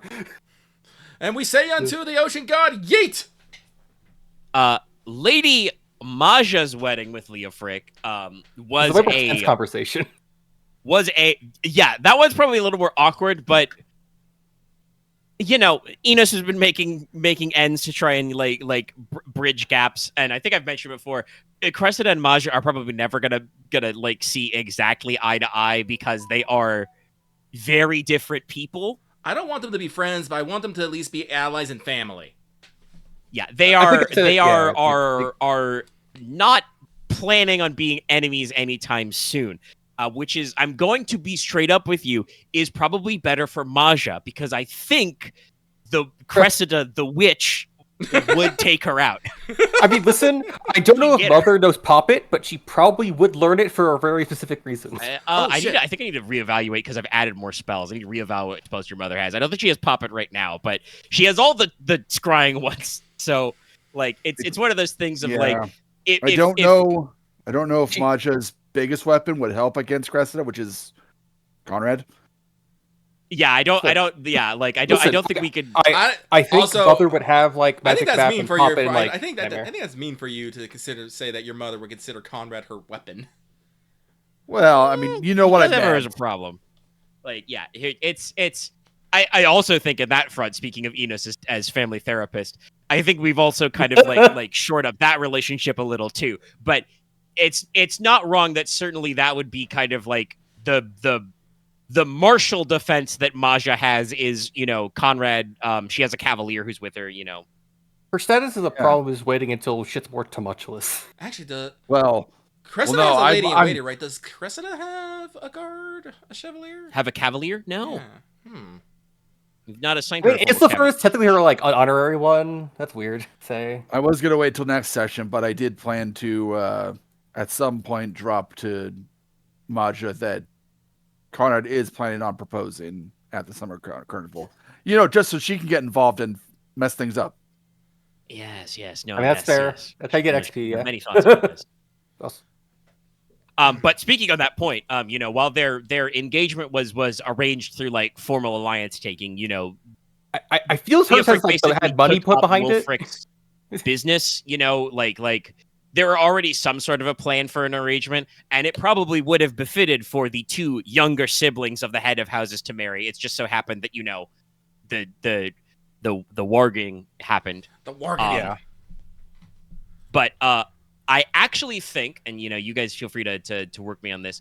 I think that in order to kind of show the respect, Maja and Leofric probably got married in Crag and returned to Stonehearth. That makes sense, a lot of sense. So it would have been a very Eich wedding, which would have been in the halls of the Shadow Keep. They drank from the same vial. Halls of the Blackstone Fortress they've got up there. There probably they probably shared a horn of mead, sort of a thing. And then they fucking threw it on the ground, shattered it or something. I actually don't think you don't usually shatter plateware in weddings. Waste of a good vessel. Yeah. Fair. I think they probably still drank from it and said vows will hold it. Yeah, they drank, exchanged vows. Had probably a formal dance sort of a thing. Theirs was probably a fall wedding, so there would have been autumn colors and trees and stuff. Plentiful harvest times. Probably rune stones were cast at the wedding and stuff, sort of a thing. So not exactly the style that you would pull for Nerissa either, but it gives you the idea of the traditions. I feel like that I should probably get an old crown tradition, or at least a tradition of Haltroy in there. It makes sense. You can ask about it. Yeah, that would be in your because I feel like all these weddings we have there isn't really a wedding tradition for Teine, or at least for House Logi. It seems. Excuse me. I mean, you do have them. The thing is that just, hey, remember, your dad's super cool. Your father was not super caught up about tradition. Yeah. And his business was, when he became Marquess very suddenly and tragically, and I'm sure some of his advisors was like, yo, my lord, you got to ditch the barbarian woman. He was like, Wait a minute. I'm the Fuck Marquess. off. You can't tell me what to do. I'm in charge. Which, hey, guess what? Is a thing that I think Leslok has inherited from his dad. Is occasionally he goes, wait a minute. I'm in charge. You're not the boss of me. I'm the boss of you. Leofric also had that instinct. So like I said, his marriage with your mother, Cressida, was very informal and not like a big scene. The wedding with Maja would have been a huge display, but it was more a display to cement the alliance with House A. So it was a show to the Cragmen that he was serious about this. So he went to Crag, followed their traditions. You know, I'm gonna be real. I think Lady Cressida wasn't a guest at that wedding. That would be weird. Yeah, I also don't think she wanted to go because it was. I don't think she likes that much of cold either. Yeah, that would be a different thing to go on. Yeah. But yeah. Now, I can't have the round. So I can't have the wedding and crown because I'm technically having an equivalent. I'm not marrying up or down. I'm marrying equivalently here, which is a rare thing to say. I think we can. I'll let you think on, but no, I think we should definitely have it here on time. We can do. Well, no. What am I doing? I guess the question is, the spectrum is your spectrum of how much of it do you want it to be a state affair, like for the guest, versus you want it to be a romantic affair for you and your bride to be, sort of a thing. Nerissa, I believe, implied in her letter to Inos that that she was kind of open-ended. Like, obviously, she expects a certain amount of class as a princess, but that's why she wanted to ask what or she said that she should ask Leslok what his family traditions would be, because her parents were also married, very informally in a castle by the sea, with maybe only a couple dozen close friends and allies, sort of a thing. I think my wedding might be one of like the biggest weddings that will be it is technically a very major event. Yes, you might. Yeah. Again, talking about that formality, you might want to plan maybe not the wedding ceremony itself, but a reception somewhere public, so that your lesser lords and your people can celebrate, because that would be a thing to be like, hey, your Margaret just married a fucking princess. You're rad. You're great. I think yes. Okay. I put this writing, but I think Leslok's gonna. I put this here. Leslok's going to have to write a letter to Nerissa about how they need to have, because of the size of this happening, we need to make sure that there is at least some public event of it. But I think we should, for ourselves, have a private event part that is smaller for ourselves. Well, not to also mention that afterwards you'll have the honeymoon, in which you can do a bit of traveling and greeting of people who might not have been able to make it in the first place. Yeah, and I might have to go to Crown for that. that is how actually what the kind of origin of the honeymoon tradition was. The name honeymoon is very old, of meant to kind of reference the first month after the wedding, the first moon. But the process of kind of touring around started around this time period to basically be like, hey, if you didn't make it to the wedding because there's no trains and planes and automobiles, you get to look at the bride and groom. Here, look at them. They're great. I wonder if we can progress technology before we have a dirigible to take us to Crown for that. But more about that then later. I think we're on the path of it, but not anytime probably not soon. in a year. Yeah, fair. That's fair. But as you know, you can travel around the world in 80 days in a hot air balloon, but it requires a little bit of finagling. So, let's see here. I do believe that we have to be winding up there, because I think Loth said he had to work tonight, and Dallas has a hard out. So, unless there's anything else, I want to try to get one. Yeah, we're almost at 4 hours. I will not forget that you want to have more formal conversations about with Lady White and your mother, because I actually have box text for that. Mm-hmm. I was hoping we wrote out before the end, what but the thoughts were. So but otherwise, but we are at almost 4 hours, so we can probably start next session with that one. Yeah, actually, no. Let's not be around. I won't forget what I want to do either, and I'm putting this in writing. Yeah. Write your stuff down. Okay, so this session, everybody was here. I think everybody was in character. Also, Loth will fight me if he doesn't want to take an extra experience point. He's got 10 million of them. I'll take it. Fuck it. He can pound sand. Maybe Or I'll you have to can go buy take some a point. sense. I don't care. But maybe go buy some sense. Yeah, buy a point of sense, maybe. Maybe sense 3. You could get a little sense trading. That's 4. You're a Logi. I'll kill you. Let's not pressure him all at once. So anyway, everybody was at the session. I think everybody embodied their characters. Good. I cleared my mission. Did anybody take any outside notes other than I the took calendar? one. I did it last minute just so I would get it. And I I wrote wrote a some little bit notes on the in- calendar. I wrote some stuff that Dramatic Persona to reassess some things. I also wrote about how tense That's right. Yes, I think my you did. I relationship with remember that, Zapaja. Also, I like. Yeah. I, So like, yeah, there's- get those extra ones. I wrote something down because there was something I wanted to start this session, but it's just I can start next session. We're gonna be in macro time. We'll be okay. Oh, we finished. Yeah. I finished Next directly session is going to be probably the start of macro time. It'll be role playing and then being like, "What are you doing with your? You've got a month. What are you doing?" mission done. I have finished investigating Lorelei Rock. Yeah, I think I sure. boned You can think myself about with your my next mission plan. because I definitely won't be able to Hard get it to- done until the fucking summer court now. Don't worry, me either. What was yours? It's okay. That's more incentive to macro time. Also, hey, it means you get to longer period of rolling dice. Mine's I one. think, mine's it's- one it's- word. Propose. Yeah, Conrad's propose. Mine's established. Enos is about establishing the Atoll Club North. I think still. Yeah. Hey, Yeah. I finished my mission. He took a Yeah, vacation. you took your vacation. You need to go. What's make more did things. Logesh figure out a mission? Nope. Okay. We'll work on that Still next session working too. on- I Alright, was okay, really so hoping we- we we'll Your could get get mission to, like, should be some to new determine the missions. fate of the old Smith boys. Mission Pound Sand. Good session, everybody. Montage. Thank like, you for just in tuning full in. caps. Like, comment, and subscribe. Good bibbity bye. Bibbidi bibbidi boop.